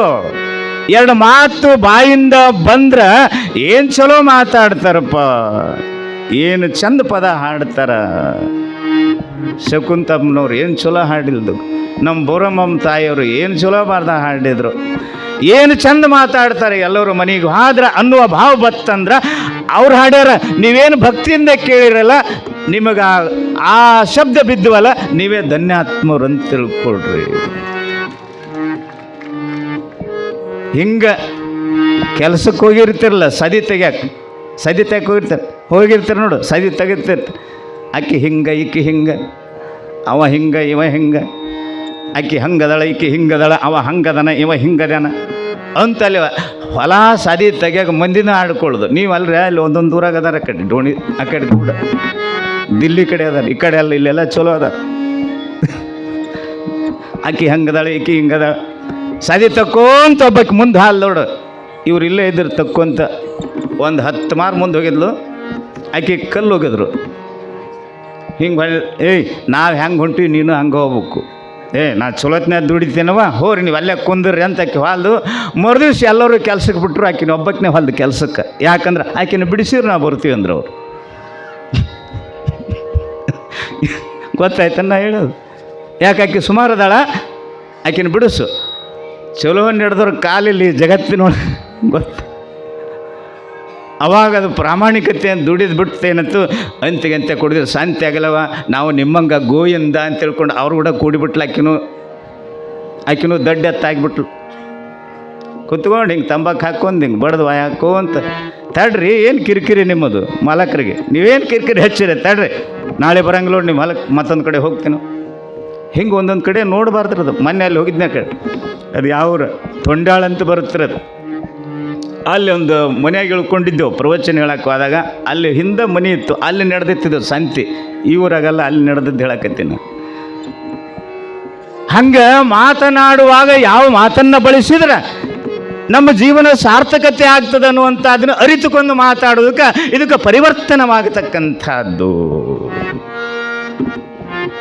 ಏನಾಗಿಲ್ರಿ, ಸ್ವಾದುರ್ಮ ಬಂದು ನೋಡು ಕಾಲು ತೋರ್ಸಂತ ಮಗನಿಗೆ ಹೇಳ್ತಾಳೆ. ಅವ ಸ್ವಾದುರ್ಮ ಬಂದ ಕಾಲು ಒದ್ಯಕ್ಕೆ ಹೋದ. ಕಲಿಸ್ತವ್ರು ಯಾರ್ರಿ? ತಾಯಿ. ಸ್ವಾದರತ್ತಿ ಬಂದಳೋಡು ಬೇಯಲ್ಲ, ಅದು ಬಾಯಿಗೆ ಬಲ್ಲಂಗೆ ಬೇಯ್ತು. ಸಣ್ಣ ಹುಡುರು ಮುಂದೆ ದೊಡ್ಡವಾದ ಮೇಲೆ ತಾಯಿಗೆ ಬೇಯಕ್ಕೆ ಹತ್ತದ, ತಂದಿಗೆ ಒದ್ಯಕ್ಕೆ ಹತ್ತದ. ಯಾಕೋ ಅಂದ, ನೀನೇ ಅಲ್ಲ ಕಲಿಸ್ತಾವ ಒದ್ಯಾಕ, ನೀನೇನ ಬೇಯಕ್ಕೆ ಕಲಿಸ್ತಾವ. ತಾಯಿಗೆ ಬೇಯಕ್ಕೆ ಚಾಲು ಮಾಡಿದ, ತಂದೆಗೆ ಓದಕ್ಕೆ ಚಾಲು ಮಾಡಿದ. ಕಲಿಸ್ತಾರೆ ಯಾರು? ತಾಯಿ ತಂದೆಗಳು. ಅದಕ್ಕೆ ತಾಯಿ ದೇವರು, ತಂದೆ ದೇವರು. ಮಾತೃ ದೇವೋಭವ, ಪಿತೃ ದೇವೋಭವ. ಮಕ್ಕಳಿಗೆ ಡೈರೆಕ್ಷನ್ ಕೊಡಬೇಕಾಗಿತ್ತು ಅಂದ್ರೆ ತಾಯಿ ತಂದೆಗಳು ಮೊದಲು ಗುರು ಆಗಬೇಕಾದಲ್ಲ, ಗುರುವೇ ಆಗಬೇಕು, ಗುರು ಆಗಬೇಕು. ಶಬ್ದಗಳನ್ನು ಚಲೋ ಕಲಿಸ್ಬೇಕು, ಒದಿ ಅಂತ ಕಲಿಸ್ಬಾರ್ದು. ನಮಸ್ಕಾರ ಮಾಡಂತ ಕಲಿಸಿದ್ರೆ ಮುಂದೆ ದೇವರಿಗೆ, ಧರ್ಮಕ್ಕೆ, ಗುರುಗಳಿಗೆ ನಮಸ್ಕಾರ ಮಾಡಕ್ಕೆ ಕಲಿತಾರೆ. ಇದು ಭಾರತೀಯ ಸಂಸ್ಕೃತಿಯನ್ನು ಮಕ್ಕಳಿಗೆ ಹೇಳಿಕೊಡ್ಬೇಕ. ಹಂಗೆ ಅಂಥ ಗಂಗಾಂಬಿಕೆ ಯಾರೇ? ಗಂಗಾಂಬಿಕೆ ಬಸವಣ್ಣನವರ ಧರ್ಮಪತ್ನಿ ಗಂಗಾಂಬಿಕೆ. ಗಂಡನಿಗೆ ತಕ್ಕ ಹೆಂಡತಿಯಾಗಿ ಸದ್ಗುಣಿ, ಸಂಪನ್ನಿ, ಸಾತ್ವಿಕಿ, ಶಿರೋಮಣಿ, ಪತಿವ್ರತ ಧರ್ಮವನ್ನು ಪಾಲಿಸುವಂಥ ಗಂಗಾಂಬಿಕೆ ಅವರಿಬ್ಬರು ಕಾರ್ಯಭಾರವನ್ನು ನಡೆಸುವಂಥ ಬಸವಣ್ಣವರು. ಆವಾಗ ಒಂದು ಸಲ ಹೀಗಾಗ್ತದಲ್ಲ, ಅನುಭವ ಮಂಟಪವನ್ನು ಕಟ್ಟುತ್ತಾರೆ ಬಸವಣ್ಣನವರು. 770 ಮಂದಿ ಅಮರ ಗಣಗಳು, ಗಣಾಧೀಶರು ಸ್ವರ್ಗಲೋಕದಿಂದ ಕಲ್ಯಾಣಕ್ಕೆ ಇಳಿದು ಬರ್ತಾರ. ಲಕ್ಷ ಮೇಲೆ 96,000 ಜನ ಜಂಗಮರು ಬರ್ತಾರ ಕಲ್ಯಾಣಕ್ಕೆ. ಅನುಭವ ಮಂಟಪವನ್ನು ಕಟ್ಟ್ಯಾರ. ಎದರಿಂದ ಕಟ್ಟ್ಯಾರ? ಬಿಜ್ಜಳ ಮಹಾರಾಜನ ಆಸ್ಥಾನದ ಸಂಪತ್ತಿನಿಂದ ಕಟ್ಟಲಿಲ್ಲ. ಯಾರು ಕಾಯಕವನ್ನು ಮಾಡಿ ಒಂದಣೆಯ ತಂದು ಕೊಟ್ಟು ಅನುಭವವನ್ನು ಕಟ್ಟಿದ್ರು, ಕಾಯಕ ದಾಸೋಗದಿಂದ ಕಟ್ಟಿದ್ರು ಅನುಭವ ಮಂಟಪವನ್ನು. ರಾಜಂದಲ್ಲ ಹಣ ಅದು, ಬಿಜ್ಜಳ ಮಹಾರಾಜನ ಹಣ ಅಲ್ಲ. ಕಾಯಕದಿಂದ ಬಂದ ಪದಾರ್ಥ ಏನು ಉಳಿತದ ಅರ್ಧಾಣೆ, ಅದನ್ನು ದಾನ ಕೊಟ್ಟು ಅನುಭವವನ್ನು ಕಟ್ಟಿದ್ರಲ್ಲ. ಈ ಅನುಭವ ಮಂಟಪ ನೀವು ಕೊಟ್ಟಿದ್ರಿಂದ ನಾ ಕಟ್ಟಿನಿ, ನಾನಲ್ಲ.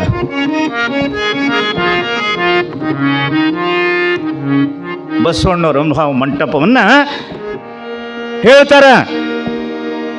ಅವನಿಗೆ ಹೇಳಿದರು, ಕೊಂಡಿ ಮಿಂಚಣ್ಣ ನಿನ್ನ ಭಂಡಾರದ ಸಂಪತ್ತವನ್ನು ತಗೊಂಡು ಬಂದು ಅನುಭವ ಕಟ್ಟ್ಯಾನ, ನಿನ್ನ ಭಂಡಾರದ ಸಂಪತ್ತಿನಿಂದ ದಾಸೋಗ ನೀಡಿಸ್ಯಾನ, ಅದಕ್ಕೆ ಅವನು ಹೊರಗೆ ಹಾಕ್ರಿ ಅಂತ ತಲೆ ತುಂಬಿದರು ಮಹಾರಾಜನಿಗೆ. ಬಿಜ್ಜಳ ಮಹಾರಾಜನಿಗೆ ಕೊಂಡಿ ಮಿಂಚಣ್ಣ ಇದ್ದವನೇ.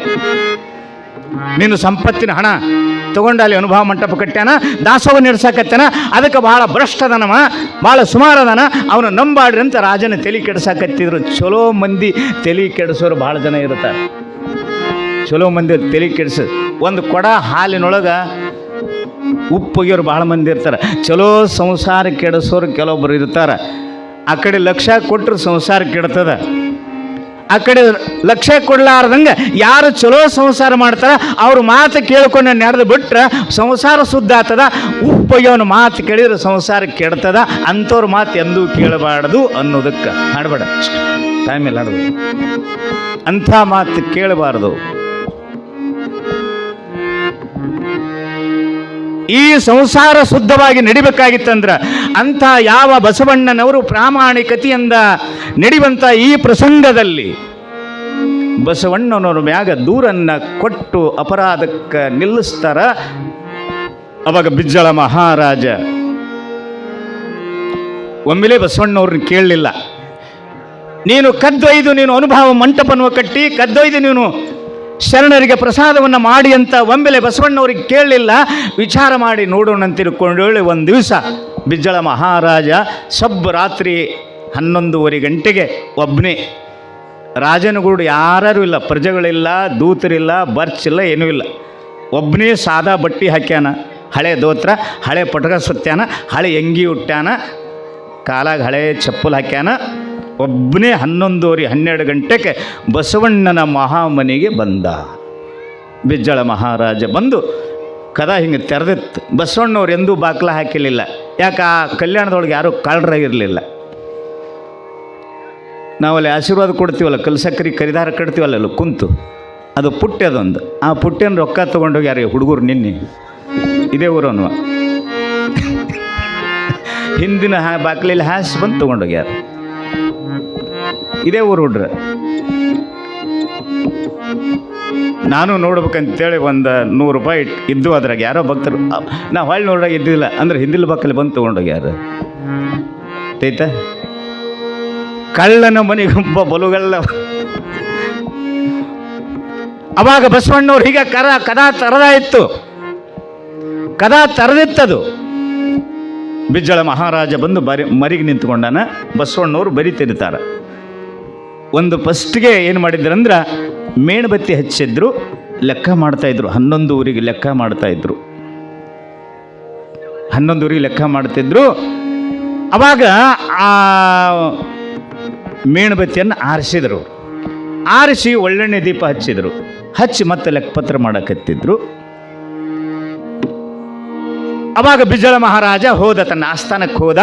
ಬೆಳಗಿನ ಜಾವದೊಳಗೆ ಮಾನುಭಾವನಾಗಿರ್ತಕ್ಕಂಥ ಬಸವರಸ ರಾಜಸಭೆಗೆ ಹೋಗಿ ಮಹಾರಾಜಗೆ ವಂದಿಸಿ ಕೂಡ್ತಾ ಇದ್ದಾನೆ. ಬಸವಣ್ಣವರು ತನ್ನ ಆಸ್ಥಾನದೊಳಗೆ ಆಸನ ಕೂತ್ಕೊಂಡಾಗ ಮಹಾರಾಜ ಕೇಳ್ತಾ ಇದ್ದಾನೆ, ಬಸವಣ್ಣವರೇ ಅಂದಾಗ ಮಹಾಪ್ರಭು ಅಂತ ಎದ್ದು ನಿಂತ್ಕೊಂಡ. ನೀನು 2 ದೀಪನ್ನು ಹಚ್ಚಿದ್ದಲ್ಲ ನಿನ್ನ ಮಹಾಮನಿಯೊಳಗೆ, 2 ದೀಪ, ಒಂದು ಆರಿಸಿದಿ ಒಂದು ಹಚ್ಚಿದಲ್ಲ, ಏನು ಕಾರಣ? ಮಹಾಪ್ರಭು ಯಾವಾಗ ತಾವು ನೋಡಿರಿ? ಇಲ್ಲ, ಹಾಗೇ ನಾನು ಏನೋ ನೋಡಿದಂಗಾಗ್ಯದ. 2 ದೀಪ ಕಾರಣ ಏನು ಅಂತ ಕೇಳಿದಾಗ, ಮೊದಲನೇ ಮೇಣಬತ್ತಿ ದೀಪವನ್ನು ಹಚ್ಚಿದ್ದೆ ಮಹಾಪ್ರಭು, ಅದು ನನ್ನ ಭಂಡಾರದ ಖರ್ಚು ವೆಚ್ಚ, ಕಾಯಕ ದಾಸೋಗದಿಂದ ಬಂದಿರತಕ್ಕಂಥ ಯಾವ ಶರಣರು ಎಷ್ಟು ಕೊಟ್ಟರು, ಎಷ್ಟು ಖರ್ಚಾಯಿತು, ನನ್ನ ಪ್ರಪಂಚಕ್ಕೆ ಎಷ್ಟು ಖರ್ಚು ಆಯಿತು ಅನ್ನೋದನ್ನು ಆ ಮೇಣಬತ್ತಿ ಒಳಗೆ ಲೆಕ್ಕ ಮಾಡಿದನ್ನು ತೆಗೆದಿಟ್ಟ ಪ್ರಪಂಚದ್ದದು. ಆಮೇಲೆ ಒಳ್ಳೆಣ್ಣೆ ದೀಪ ಹಚ್ಚಿದೆ, ಅದು ನಿಮ್ಮ ಭಂಡಾರದ ಲೆಕ್ಕದೊಳಗೆ, ಅದನ್ನು ಲೆಕ್ಕ ಮಾಡಿ ಭಂಡಾರದ ದೀಪ ಹಚ್ಚಿ ಲೆಕ್ಕ ಮಾಡಿ ಅದನ್ನು ಕಡೆಗಿಟ್ಟಿನ ಮಹಾಪ್ರಭು, ಆ ಒಳ್ಳೆಣ್ಣೆ ದೀಪ ನಂದಲ್ಲ ನಿಮ್ಮದು, ಮೇಣಬತ್ತಿ ದೀಪ ನಂದು, ಅದರಾಗ ಇದು ಇಲ್ಲ ಅದರಾಗ ಅದು ಇಲ್ಲ ಅಂತ ನಮಸ್ಕಾರ ಮಾಡಿದ ಬಸವಣ್ಣವರು. ಸತ್ಯ ಶುದ್ಧ ಕಾಯಕದಲ್ಲಿರುವಾತನೇ ಸದ್ಭಕ್ತನೆಂಬೆ. ಬಸವಣ್ಣವ್ರನ್ನ ಎದ್ದು ಬಂದು ಬಿಜ್ಜಳ ಮಹಾರಾಜ ಅಪ್ಪಿಕೊಂಡು, ನಿನ್ನಂಥ ಸದ್ಭಕ್ತ, ನಿನ್ನಂಥ ಮಹಾಮಂತ್ರಿಯನ್ನು ಪಡೆದ ನನ್ನ ರಾಜ್ಯ ಶ್ರೀಮಂತ. ಯಾರೋ ಮಾತನ್ನು ಹೇಳಿದ ನಾ ತಲೆ ಕೆಡಿಸ್ಕೊಡ್ಲಿಲ್ಲ, ಪ್ರತ್ಯಕ್ಷವಾಗಿ ನಾ ನೋಡಿ ನಂದ ಬಳಕ ಎಷ್ಟು ಪ್ರಾಮಾಣಿಕತೆಯಿಂದ ಕೆಲಸ ಮಾಡಿದ ಬಸವಣ್ಣವರು. ಅದಕ್ಕೆ ಈ ನಾಡ 1000 ವರ್ಷದಿಂದ ಆಗಿ ಹೋಗಿರ್ತಕ್ಕಂಥ ಬಸವಣ್ಣನವರ ತತ್ವ ಇನ್ನೂ ಅದು ನವನೀತವಾಗಿದೆ, ಇನ್ನೂ ಬೆಳಗ್ತಾ ಇದೆ. ಬಸವಣ್ಣವರು ಬೆಳಗ್ತಾ ಇದೆ. ಸತ್ಯ ಶುದ್ಧ ಕಾಯಕ, ಸತ್ಯ ಶುದ್ಧ ಕಾಯಕ. ಆವಾಗ ಬಸವಣ್ಣನವರನ್ನು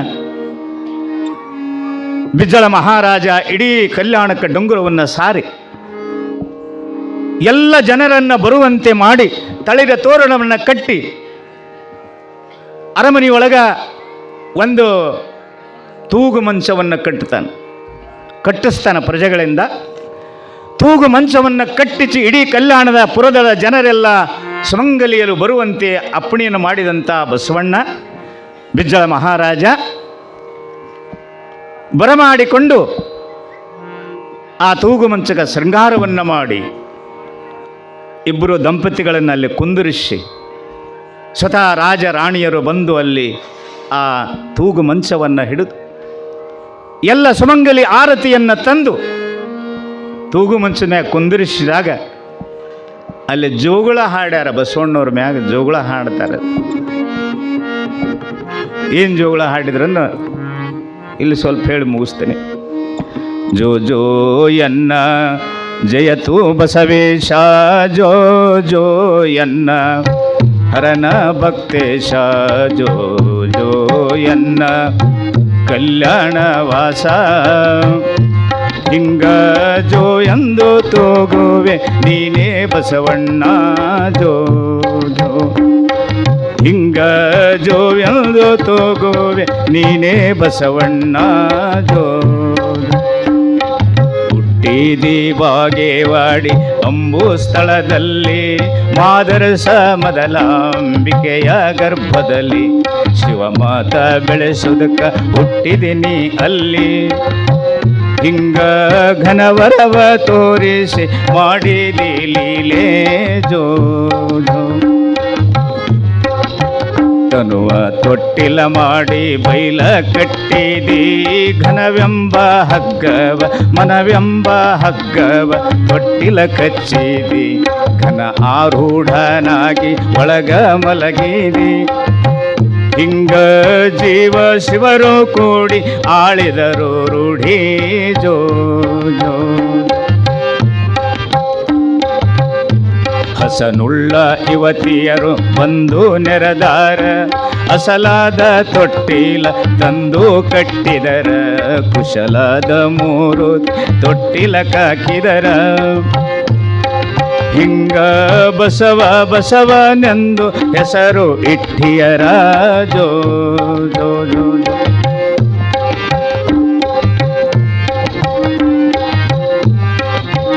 ಭಕ್ತಿ ಯುಕ್ತಿ ಮೇಳಕ್ಕೆ ಶಕ್ತಿಯಾಗಲೆಂದು, ಭಕ್ತಿ ಯುಕ್ತಿ ಮೇಳಕ್ಕೆ ಶಕ್ತಿಯಾಗಲೆಂದು, ಬಲದೇವರ ಸರಮಗಳ ಮದವಿ ನೀನಾದಿ, ಗುರು ಆಜ್ಞೆಯಿಂದ ಕಲ್ಯಾಣಕ ನಡೆದೆ. ಹಿಂಗ ಬಲ್ಲಿದ ಬಿಜ್ಜಳನ ಮಂತ್ರಿ ನೀನಾದಿ ಜೋಡು. ಲಕ್ಷದ ಮೇಲೆ 96,000 ಪ್ರಮಥ ಸಮೂಹಕ್ಕೆ ದಾಸೋಹ ಮಾಡಿ, ಗುರುಲಿಂಗ ಜಂಗಮಕ್ಕೆ ಶಿರವಾಗಿ ನಡೆದಿ. ಹಿಂಗ ಗಂಗಾ ನೀಲಾಂಬಿಕೆಯರು ಮಂಗಳಾರತಿ ಎತ್ತಿ ಜೋ.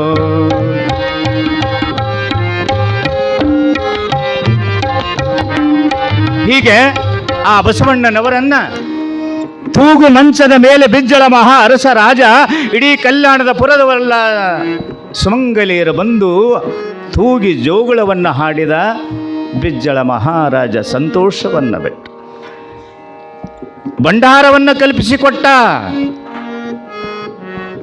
ಪ್ರಾಮಾಣಿಕತೆಯಿಂದ ನಡೆದ ಬಿಜ್ಜಳ ಮಹಾರಾಜನ ಆಸ್ಥಾನದಲ್ಲಿ ಲಕ್ಷ ಮೇಲೆ 96,000 ಅಮರ ಜಂಗಮರನನ್ನ ದಾಸೋಹನ್ನ ಮಾಡಿದ. ತ್ರಿಕಾಲ ಪ್ರಸಾದ 770 ಮಂದಿ ಅಮರ ಗಣಾಧೀಶ್ವರರು ಪರಮೇಶ್ವರನ ಆಣತಿಯ ಮೇರೆಗೆ ಸ್ವರ್ಗಲೋಕದಿಂದ 770 ಮಂದಿ ಗಣಾಧೀಶರು ಬಸವಣ್ಣನ ಸಹಾಯಕ್ಕಾಗಿ ಬಂದು ನಿಂತುಕೊಂಡ್ರು ಸ್ವರ್ಗಲೋಕದಿಂದ. ಆದೊಡೆ ಲಕ್ಷ ಮೇಲೆ 96,000 ಜನ ಜಂಗಮರು ಇರಬೇಕಾಗಿತ್ತಲ್ಲ. 6,000 ಜಂಗಮರು ಇನ್ನೂ ಇರಲಿಲ್ಲ ಬಸವಣ್ಣನ ಆಸ್ಥಾನದೊಳಗೆ. ಇನ್ನು 6,000 ಜಂಗಮರು ಕಂಬಿದ್ದಿದ್ದು. ಅವಾಗ ಭಗವಂತ ಹೇಳ್ತಾ ಇದ್ದಾನೆ ಸ್ವಪ್ನದೊಳಗೆ ಬಸವಣ್ಣವ್ರಿಗೆ, ಏ ಬಸವರಸ ಬಸವ ಮಹಾರಾಜ. ಪರಮಾತ್ಮ ಹೇಳ್ತಾನೆ, ಏ ಬಸವರಸ ಬಸವರಾಜ, 1,00,000 ಜಂಗಮರಿಗೆ ದಾಸೋಹ ಮಾಡ್ತಾ ಇದ್ಯಾ, ಇನ್ನು 6,000 ಜಂಗಮರು ಇಲ್ಲ, ಶುದ್ಧಗೊಳಿಸಬೇಕಾಗಿತ್ತಂದ್ರೆ ಇನ್ನು 6,000 ಜಂಗಮರು ಎಲ್ಲರೂ ಹೋಗಿ ಕರ್ಕೊಂಬ. ಬಸವಣ್ಣವರು ಕೈ ಮುಗಿದು ಕೇಳ್ತಾರೆ, ಎಲ್ಲಿ ತರಲಿಲ್ಲ ನಾ, ಇನ್ನು 6,000 ಜಂಗಮರು ಎಲ್ಲಿದಾರ? ಆವಾಗ ಭಗವಂತ ಹೇಳ್ತಾನೆ ಕನಿಷ್ಠನೊಳಗೆ, ಕಾಶ್ಮೀರವೆಂಬಪುರದಲ್ಲಿ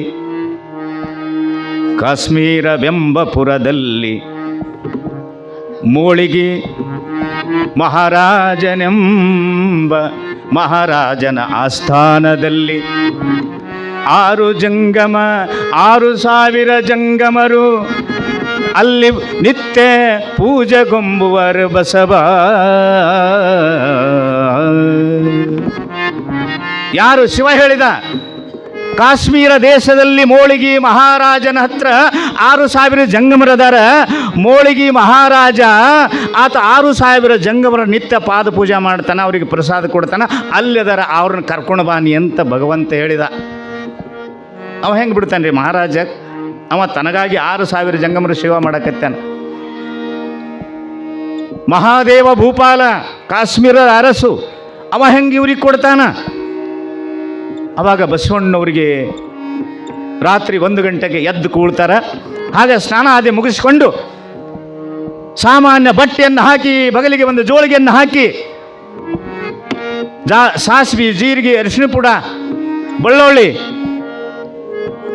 ಇವೆಲ್ಲ ಮಸಾಲೆ ಸಾಮಗ್ರಿಗಳನ್ನು ಗಂಟು ಮಾಡಿಕೊಂಡು ಬಗಲಿಗೆ ಹಾಕ್ಕೊಂಡು ಹೊರಟು ಬಿಟ್ಟ ಬಸವಣ್ಣವರು.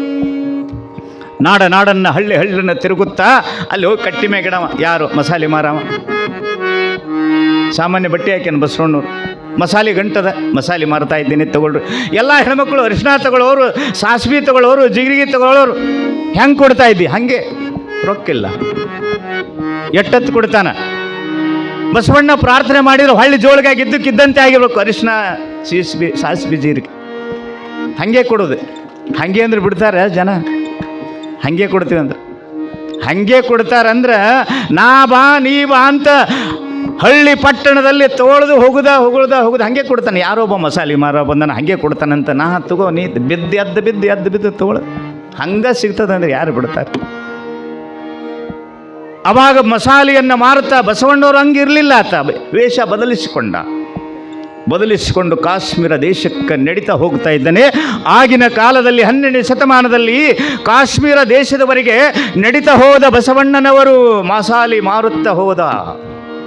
ಅಲ್ಲಲ್ಲಿ ಹಳ್ಳದಲ್ಲಿ, ಅಲ್ಲಲ್ಲಿ ಬಾವಿ ಕೆರೆಯಲ್ಲಿ ಸ್ನಾನ ಮುಗಿಸಿಕೊಂಡು ಪ್ರಸಾದ 4 ಮನೆ ಭಿಕ್ಷವನ್ನು ಮಾಡಿ, ಜಳಕ ಲಿಂಗ ಪೂಜೆಯನ್ನು ಮಾಡಿ, ಆ ಭಿಕ್ಷಾ ಮಾಡಿಕೊಂಡು ಬಂದಿರತಕ್ಕಂಥ ಪದಾರ್ಥವನ್ನು ಹಳ್ಳದ ದಂಡೆಯಲ್ಲಿ ಕುತ್ತು ಪ್ರಸಾದ ಮಾಡಿ ಎದ್ದು ಹೊಂಟ ಬಸವಣ್ಣನವರು.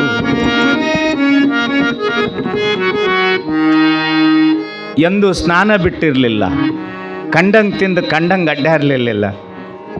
ಅದಕ್ಕೆ ಆಚಾರವೇ ಸ್ವರ್ಗ, ಆಚಾರವೇ ಸ್ವರ್ಗ, ಅನಾಚಾರವೇ ನರಕ. ಇದಕ್ಕೆ ನೀವೇ ಪ್ರಮಾಣ. ಕೂಡಲ ಸಂಗಮ ದೇವ ಆಚಾರದಲ್ಲಿ ದೇವನಿದ್ದಾನೆ. ಮುಂದ ಕಾಶ್ಮೀರ ದೇಶವನ್ನು ಪ್ರವೇಶ ಮಾಡಿದ. ಅಲ್ಲಿ ಮಹಾದೇವ ಭೂಪಾಲನ ಅರಮನೆ ಎಲ್ಲಿದಂತ ಹುಡುಕಾಡ್ಕೊಂಡು ಹೋದ. ದೊಡ್ಡ ಅರಮನೆ, ದೊಡ್ಡ ಬಾಕಲ, ಇಂಥ ಅರಮನೆ ಬಾಕಲ. ಅವಾಗ ಹೊರಗಡೆ ಕೈ ಮುಕ್ಕೊಂಡು ನಿಂತಿದ್ದ ಯಾರು? ಒಂದು ಮಸಾಲೆ ಮಾರ. ಅದಕ್ಕೆ ಮಹಾರಾಜನಿಗೆ ಹೋಗಿ ಹೇಳ್ತಾ ಇದ್ದಾರೆ, ಮಹಾಪ್ರಭು ಮಸಾಲೆ ಮಾರೋ ಬಂದನ, ಅದಕ್ಕೆ ನಮಗೆ ಅಡುಗೆ ಮಾಡೋಕ್ಕೆ ಮಸಾಲೆ ಬೇಕಲ್ಲ, ಅವನ ಬಳಿ ತೊಗೋತಾ ಇದ್ದೀವಿ, ತೊಗೊಳ್ರಿ ಅಂದು. ಒಳಗೆ ಕರೀರಿ. ಅವನು ಒಳಗೆ ಕರೆದು ಮಸಾಲೆ ಕೊಟ್ಟ. ಥಂಡಿ ದಿನ ಹೊರ ಮುಕ್ಕೊಂಡಿದ್ದ ಮಹಾಪ್ರಭು, ಹೊರ ಮುಕ್ಕೊಂಡ ನಾವು ಮಸಾಲೆ ಮಾರಮ್ಮ. ಒಳಗೆ ಕರೆದು ಎಲ್ಲಿರೋ ಒಂದು ಕೊಲೆ ಮನಗಸ್ರಿ. ಮಹಾರಾಜ ಹೇಳ್ದ, ಒಳಗೆ ಬಂದು ಮುಕ್ಕೋ. ಹ್ಞೂ ರೀ ಅಪ್ಪ ಅಂತ ಒಳಗೆ ಬಂದು ಮುಕ್ಕೊಂಡ. ದನ ಕಟ್ಟಲ್ಲಿ ಮುಕ್ಕೊಂಡ, ಅಲ್ಲೇ ನಿದ್ದೆ ಮಾಡಿದ. 1 ದಿನ ಹೋಯ್ತು, 2 ದಿನ ಹೋಯ್ತು, 3 ದಿನ ಹೋಯ್ತು. 6,000 ಜಂಗಮರು ಎಲ್ಲಿ ಅದಾರ ಇವ ನೋಡಬೇಕಾಗಿತ್ತು ಬಸವಣ್ಣವರು. ನಿತ್ಯ ಕಾಲದಲ್ಲಿ ಮಹಾದೇವ ಭೂಪಾಲನ ಹೆಂಡತಿ ಮಹಾದೇವಿ ಮಹಾರಾಣಿ ಇಬ್ಬರು ಕೂಡಿ ಬೆಳಗಿನ ಜಾವದೊಳಗೆ ಮಡಿಯಿಂದ ಸ್ನಾನ ಮಾಡಿ, ಕೈ ಒಳಗೆ ಹೂಪತ್ರಿಯನ್ನು ಹಿಡ್ಕೊಂಡು, ವಿಭೂತಿ ಹಿಡ್ಕೊಂಡು, ಪತ್ರಿ ಪುಷ್ಪಾದಿಗಳನ್ನು ಹಿಡ್ಕೊಂಡು ಇಬ್ಬರು ಭಕ್ತಿಯಿಂದ ಆ ಜಂಗಮರಿಗೆ ಕಟ್ಟಿರ್ತಕ್ಕಂಥ ಒಂದು ನಿಲಯ, ಅಲ್ಲಿಗೆ ಹೋಗ್ತಾ ಇರ್ತಾರೆ ಮಹಾರಾಣಿಯರು. ಜಂಗಮರು ಪಾದ ಪೂಜೆ ಮಾಡೋಕ್ಕೆ ಹೋಗ್ತಿರ್ತಾರೆ. ಮಹಾರಾಜ ಆದವನು ಜಂಗಮರು ಪಾದ ಪೂಜೆ ಮಾಡ್ಯಾನ, ಕಲ್ಕೋಬೇಕು ಅದನ್ನು. ಜಂಗಮರ ಪಾದ ಪೂಜೆ ಯಾಕೆ ಮಾಡ್ಬೇಕಂದ್ರೆ, ಜಂಗಮನ ಅಂಗುಷ್ಟದೊಳಗೆ ಪರಮಾತ್ಮ ಇರ್ತಾನ. ಅದು ಗುರುಪಾದ ಪೂಜೆ ಮಾಡಿದರೆ ಅಲ್ಲಿ ಪಾದೋದಕ್ಕೆ ಪ್ರಾಪ್ತಿಯಾಗಿ ಮೋಕ್ಷ ಆಗ್ತದೆ ದಾರಿಗೆ. ಅವಾಗ ಇಬ್ಬರು ಪಾದ ಪೂಜೆಗೆ ಹೊಂಟಿರ್ತಾರ. ಮಸಾಲೆ ಮರವ ನೋಡ್ತಾನೆ. ಆ ಮನೆ ನೋಡಿದ, ಇಲ್ಲೇ ಇದ್ದಂಗೆ ಕಾಣ್ತಾರೆ ಜಂಗಮರು ಅಂತ. ಆವಾಗ ಅಲ್ಲೇ ಕೂತ್ಕೊಂಡಿದ್ದ ಮಸಾಲೆ ಮಾರವ ಮಹಾರಾಜ ಬಂದುಕೊಳ್ಳಿ ಎದ್ದು ನಿಂತು ಕೈ ಮುಗಿದ. ಯಾರು ಕೈ ಮುಗಿದವ? ಯಾರು? ಮಸಾಲೆ ಮಾರವ. ಬಸವಣ್ಣವ್ರಲ್ಲ, ವೇಷ ಬದಲಾಗ್ಯದ. ಎಂಥ ಘಟನೆಯನ್ನು ಮಾಡಿದ ಬಸವಣ್ಣವ್ರ ಆಟ. ಬಸವ ಮಾಡಿದ ಆಟ ಯಾರಿಗೆ ಗೊತ್ತಿಲ್ಲ, ಲೀಲೆ ಅಂತ ಕರೀತಾರ. ಆವಾಗ ಮಸಾಲೆ ಮಾರವ ಕಡೆ ಮಹಾರಾಜ ತನ್ನ ಆಸ್ಥಾನಕ್ಕೆ ಹೋದ ಮೇಲೆ ಅಲ್ಲಿ ಜಂಗಮರು ಇರುವ ಬಾಗಿಲಿಗೆ ಹೋಗಿ ನಿಲ್ತಾನೆ. ಜಂಗಮರಿಗೆ ಹೋಗಿ ನಮಸ್ಕಾರ ಮಾಡಿದ. ಯಾರಂದ್ರೆ ಮಸಾಲೆ ಮಾರವ. ಇವನು ಹಣಿಮ್ಯಾಗ ವಿಭೂತಿ, ಮುಖ ಪ್ರಸನ್ನತೆ ಇರ್ತದ. ಯಾವ್ರವ? ನಾನು ಬೇರೆ ದೇಶದವ, ಮೊಘಲಾಯ ದೇಶದವ. ಈ ಕಡೆ ಯಾಕೆ ಬಂದು ಮಸಾಲೆ ಮಾರಕ್ಕೆ ಬಂದೀನಿ. ಅದಕ್ಕೆ ನಿಮ್ಮ ಪಾದಕ್ಕೆ ನಮಸ್ಕಾರ ಮಾಡ್ತೀನಿ, ಅದಕ್ಕೆ ದಯವಿಟ್ಟು ಪಾದ ಕೊಡ್ರಿ. ಎಲ್ಲರಿಗೂ ಸಹ ಮಾಡಿದ. 6,000 ಜಂಗಮರು ಅಲ್ಲೇ ಅದಾರ. 1 ದಿನ ಹೋಯ್ತು, 2 ದಿನ ಹೋಯ್ತು, 3 ದಿನ ಹೋಯ್ತು. ಆ ಜಂಗಮರಲ್ಲಿ ವಾಸ ಮಾಡಿದ. ಅಲ್ಲಿ ತತ್ವ ಬೋಧೆಯನ್ನು ಹೇಳಕತ್ತಿದ ಆ ಜಂಗಮರಿಗೆ. ಇವನ ಬೋಧೆಯನ್ನು ಕೇಳಿ ಎಲ್ಲರೂ ಜಂಗಮರು ರಾಜ ಆದ ಮೇಲೆ ಇವನ ತತ್ವವನ್ನು ಕೇಳ್ಕೋತ ಕುಂತಿರ್ತಿದ್ರು. ಯಾವ ನಾಡಿನವ ನೀನು ಮಸಾಲೆ ಮಾರವ? ನಾನು ಭಾಳ ದೂರ ನಾಡಿನವ, ಭಾಳ ದೂರ ನಾಡಿನವ. ತಾವು ಬರ್ತೀರಿ ನನ್ನ ಕೂಡ? ನೀ ಕರ್ಕೊಂಡು, ನಾನು ಊರಿಗೆ ಹೋಗ್ತೀನಿ ನಾಳೆಗೆ, ನಿಮ್ಮ ಕೂಡ ಕರ್ಕೊಂಡು ಹೋಗ್ಬಿಡು. ನೀವು ಬರೋಕ್ಕೆ ತಯಾರಿದ್ರೆ ನೀವು ಬಂದ್ರೆ ನಾನು ಕರ್ಕೊಂಡು ಹೋಗ್ತೀನಿ. ಹಾಗಾದರೆ ನಾಳೆಗೆ ಭಾರ ರಾತ್ರಿಗೆ ತಯಾರಾಗ್ರಿ ಅಂತಾನೆ ಯಾರು? ಮಸಾಲೆ ಮಾರುವ ಬಸವಣ್ಣವ್ರು. ಭಾರ ರಾತ್ರಿಗೆ ಎಲ್ಲರೂ ತಯಾರಾಗಿರೋ ತಮ್ಮ ಪೂಜಾ ಗಂಟೆಗಳನ್ನು ತಗೊಂಡು ಭಾರ ರಾತ್ರಿಗೆ ಹೆಂಗೆ ತಯಾರಾಗ ಅಂದ್ರೆ ಪರಮಾತ್ಮನ ಆಣತಿ ಅಂತ ಕೂಡಲ ಸಂಗಮನ ನಾಮಸ್ಮರಣೆ ಮಾಡ್ಯಾನ. ಅಲ್ಲಿ ಏನು ಬಂದದಂದ್ರೆ ಪುಷ್ಪಕ ವಿಮಾನ ಬಂದು ಇಳ್ದದ. ಅಲ್ಲಿ ಕಾಶ್ಮೀರದೊಳಗೆ ದೊಡ್ಡದು ವಿಮಾನ ಬಂದು ಬಿಡಿತಲ್ಲಿ. ಸಂಗಮನ ನಾಥ ಕೊಟ್ಟು ಕಳಿಸಿಬಿಟ್ಟ. ಪುಷ್ಪಕ ವಿಮಾನ ಬಂದಿಳ್ದದ. ಎಲ್ಲರೂ ಕುಂದಿರಿ ಅಂದು ಎಲ್ಲರೂ ಕುಂತು ಬಿಟ್ಟು ಆವಾಗ ಬಸವಣ್ಣವರು ಕೈ ಮುಗಿತಾರ. ಚಲಜ್ಜಾವಂದ ಹೊಂಟು ಬಿಡ್ತು ವಿಮಾನ. ಹೋಗಿ ಅಲ್ಲಿ 5 ನಿಮಿಷದೊಳಗೆ ಕಲ್ಯಾಣಕ್ಕೆ ಹೋಗಿ ಇಳಿದು ಬಿಟ್ರು ಎಲ್ಲರೂ. ಅನುಭವ ಮಂಟಪದೊಳಗೆ ಎಲ್ಲ ಲಕ್ಷ್ಮೀ 96,000 ಜಂಗಮರ ಪಾದ ಪೂಜೆ ಮಾಡ್ತಾ ಇದ್ದಾನೆ.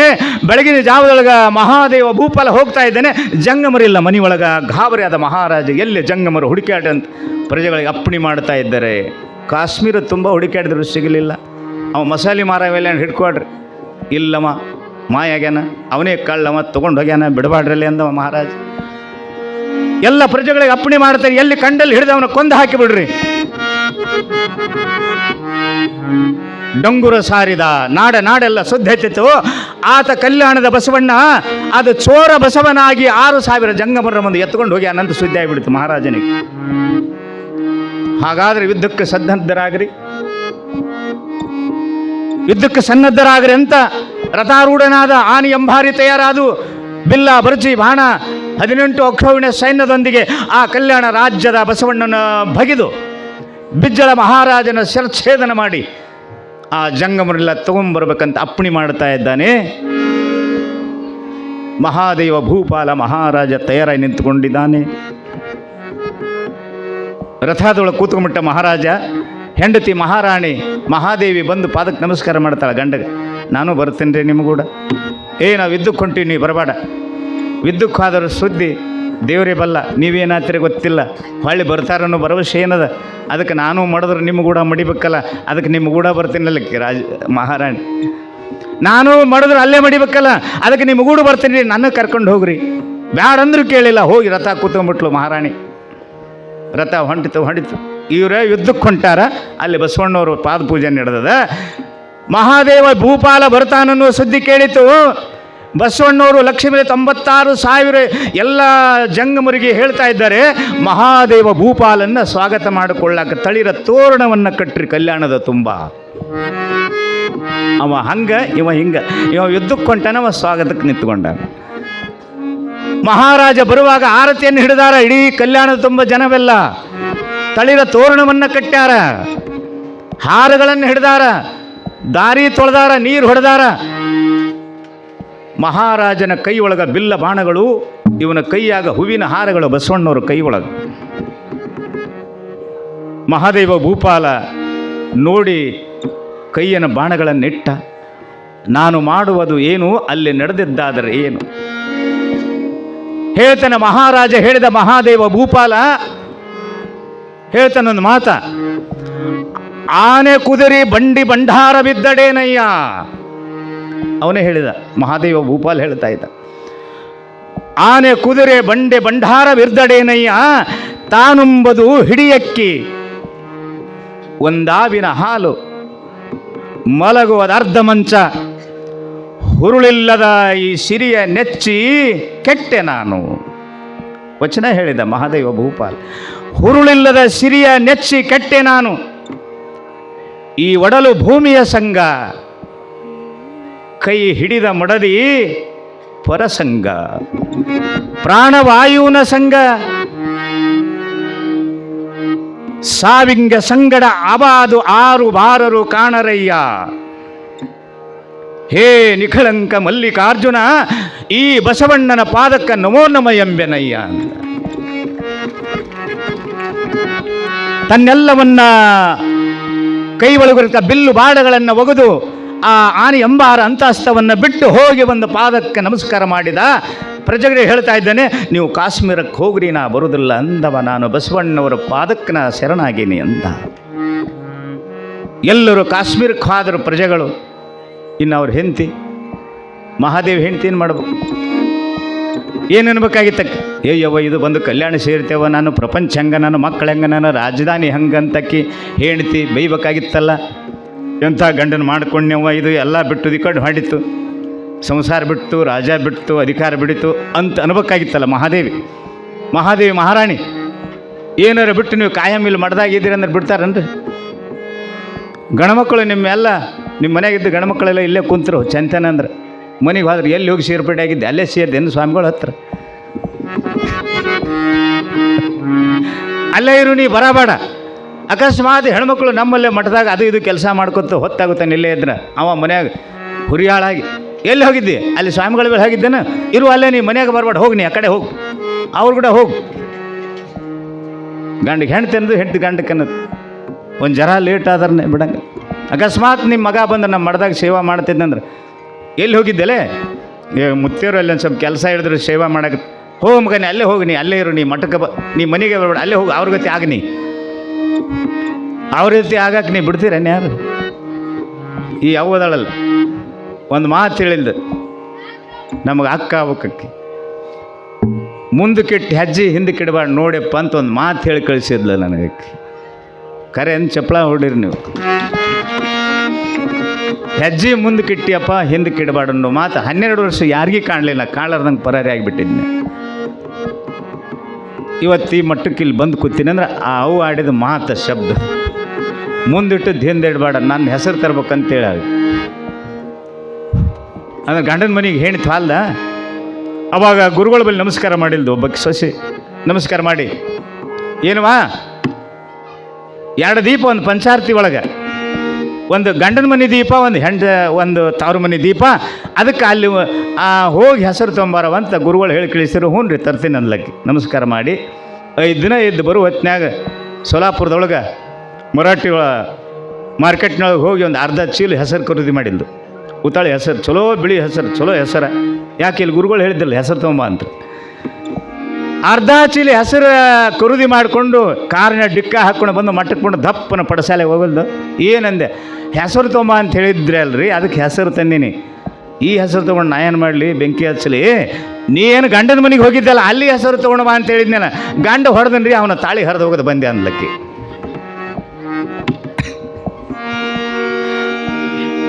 ಅದಕ್ಕೆ ಉತಾಳಿ ಹೆಸರು ತರೋರಾಗಬಾರ್ದು, ಜೀವನದ ಹೆಸರು ತರೋರಾದ್ರೆ ಸಂಸಾರ ಅಂತ ಕರೀತಾರ. ಅಂಥ ಹೆಸರು ತರೋ ಗಂಗಾಂಬಿಕೆ ಬಸವಣ್ಣವ್ರ ಹೆಂಡತಿ ಕಲ್ಯಾಣ ರಾಜ್ಯದಲ್ಲಿ ಲಕ್ಷ್ಮೀಲಿ 96,000 ಜಂಗಮನ ಕರೆದುಕೊಂಡು ಬಂದಿರತಕ್ಕಂಥ ಬಸವಣ್ಣವರಿಗೆ ಚೋರ ಬಸವ ಅಂತ ಒಂದು ಪುರಾಣ ಅದು ಕಳ್ಳತನದಿಂದ ಅಲ್ಲ, ಕೂಡಲ ಸಂಗಮನೆಯ ಸ್ವಪ್ನದೊಳಗೆ ಬಂದು ಹೇಳಿದ್ದರಿಂದ ಲಕ್ಷ್ಮೀಲಿ 96,000 ಜಂಗಮರಿಗೆ ನಿತ್ಯ ತ್ರಿಕಾಲ ಪ್ರಸಾದ ಮಾಡಬೇಕಂತ ಪರಮಾತ್ಮನ ಅಪ್ಪಣೆಯಾಗಿದೆ. ಆದ್ದರಿಂದ ಕರ್ಕೊಂಬಂದನ. ಪರಂತು ಅವೇನು ಕಳ್ಳತನ ಮಾಡಿಲ್ಲ, ಶಿವನಪ್ಪಣೆಯಿಂದ ತಂದಿದ್ದಾನೆ. ಅಲ್ಲಿ ಮೂಳಿಗೆ ಮಾರಯ್ಯನಾಗಿ ಪರಿವರ್ತನೆಗೊಂಡ ಅದು ಮಹಾದೇವ ಭೂಪಾಲ. ಕಟ್ಟಿಗೆ ಕಡಿ ಕಾಯಕ ಮಾಡಕತ್ತಿದ್ದ ಮಹಾರಾಜ ಬಂದು ಬಸವಣ್ಣನ ಆಸ್ಥಾನದ ಕಲ್ಯಾಣದೊಳಗೆ ಕಟ್ಟಿಗೆ ಕಡಿ ಕಾಯಕ ಮಾಡಕತ್ತಿದ್ದ. ಅವನ ಹೆಸರಿಟ್ಟಾರ ಮೂಳಿಗೆ ಮಾರಯ್ಯ ಅಂತ ಹೆಸರಿಟ್ಟ ಅವನಿಗೆ ಕಲ್ಯಾಣದೊಳಗೆ. ಕಲಿಯುಗ ಕೆಟ್ಟೈತಿ ತಂಗಿ, ಟೈಮ್ ಆಗಿ ಹೋಗಿದ್ದಿ ಮುಗಿಸಾಕತ್ತಿನ. ಅಂತಹ ಮೂಳಿಗೆ ಮಾರಯ್ಯನಾಗಿ 9ವರೆಗೆ ಬೇಲೂರವ್ರು ಹೋಗ್ಬೇಕಾಗ್ಯದ. ಆದ್ದರಿಂದ ಪರಿವರ್ತನೆ ಆಗತಕ್ಕಂತಹ ಈ ಕಾಲದೊಳಗೆ ಮನುಷ್ಯ ಬದಲಾವಣೆ ಆಗಬೇಕಾಗ್ಯದ. ಬದಲಾವಣೆ ಆದ ಮೇಲೆ ಮನುಷ್ಯನ ಜೀವನ ಸಾರ್ಥಕತೆ ಆಗ್ತದೆ. ಬಹಳಷ್ಟು ಇದು ಚರಿತ್ರೆ ಮುಂದುವರಿಬೇಕಾಗ್ಯದ. ನಾಳಿನ ದಿವಸದಲ್ಲಿ ಕಲ್ಯಾಣದೊಳಗೆ ದಾಸೋಹ ಮನೆಯಲ್ಲಿ ಭಾಳ ಒಂದು ದೊಡ್ಡ ಘಟನೆ ನಡೀತದೆ. ಆ ಘಟನೆ ಕೇಳಬೇಕದನ್ನು ಅಂತ ಕೇಳ್ತಕ್ಕಂಥ ದೈತಿ. ಅದು ಹಾಡಕ್ಕೆ ಟೈಮ್ ಇಲ್ಲ. ಇನ್ನು ಬೇಲೂರಿನಿಂದ ಬಂದಿರತಕ್ಕಂಥ ತಾಯಿಂದರು ಹೋಗ್ಬೇಕು, 12 ಗಂಟೆ ಆಗ್ತದೆ. ಆ ದಿಶೆಯಲ್ಲಿ ನಾಳಿನ ದಿವಸದಲ್ಲಿ ಅವ್ರಿಗೆ ಟೈಮ್ ಕೊಡ್ತಾ ಇದ್ದೀನಿ ಹಾಡ್ಲಕ್ಕಂತ ಹೇಳುತ್ತಾ ತಮಗೆಲ್ಲ ಒಳ್ಳೆಯದಾಗಲಿ. ಇವತ್ತಿನ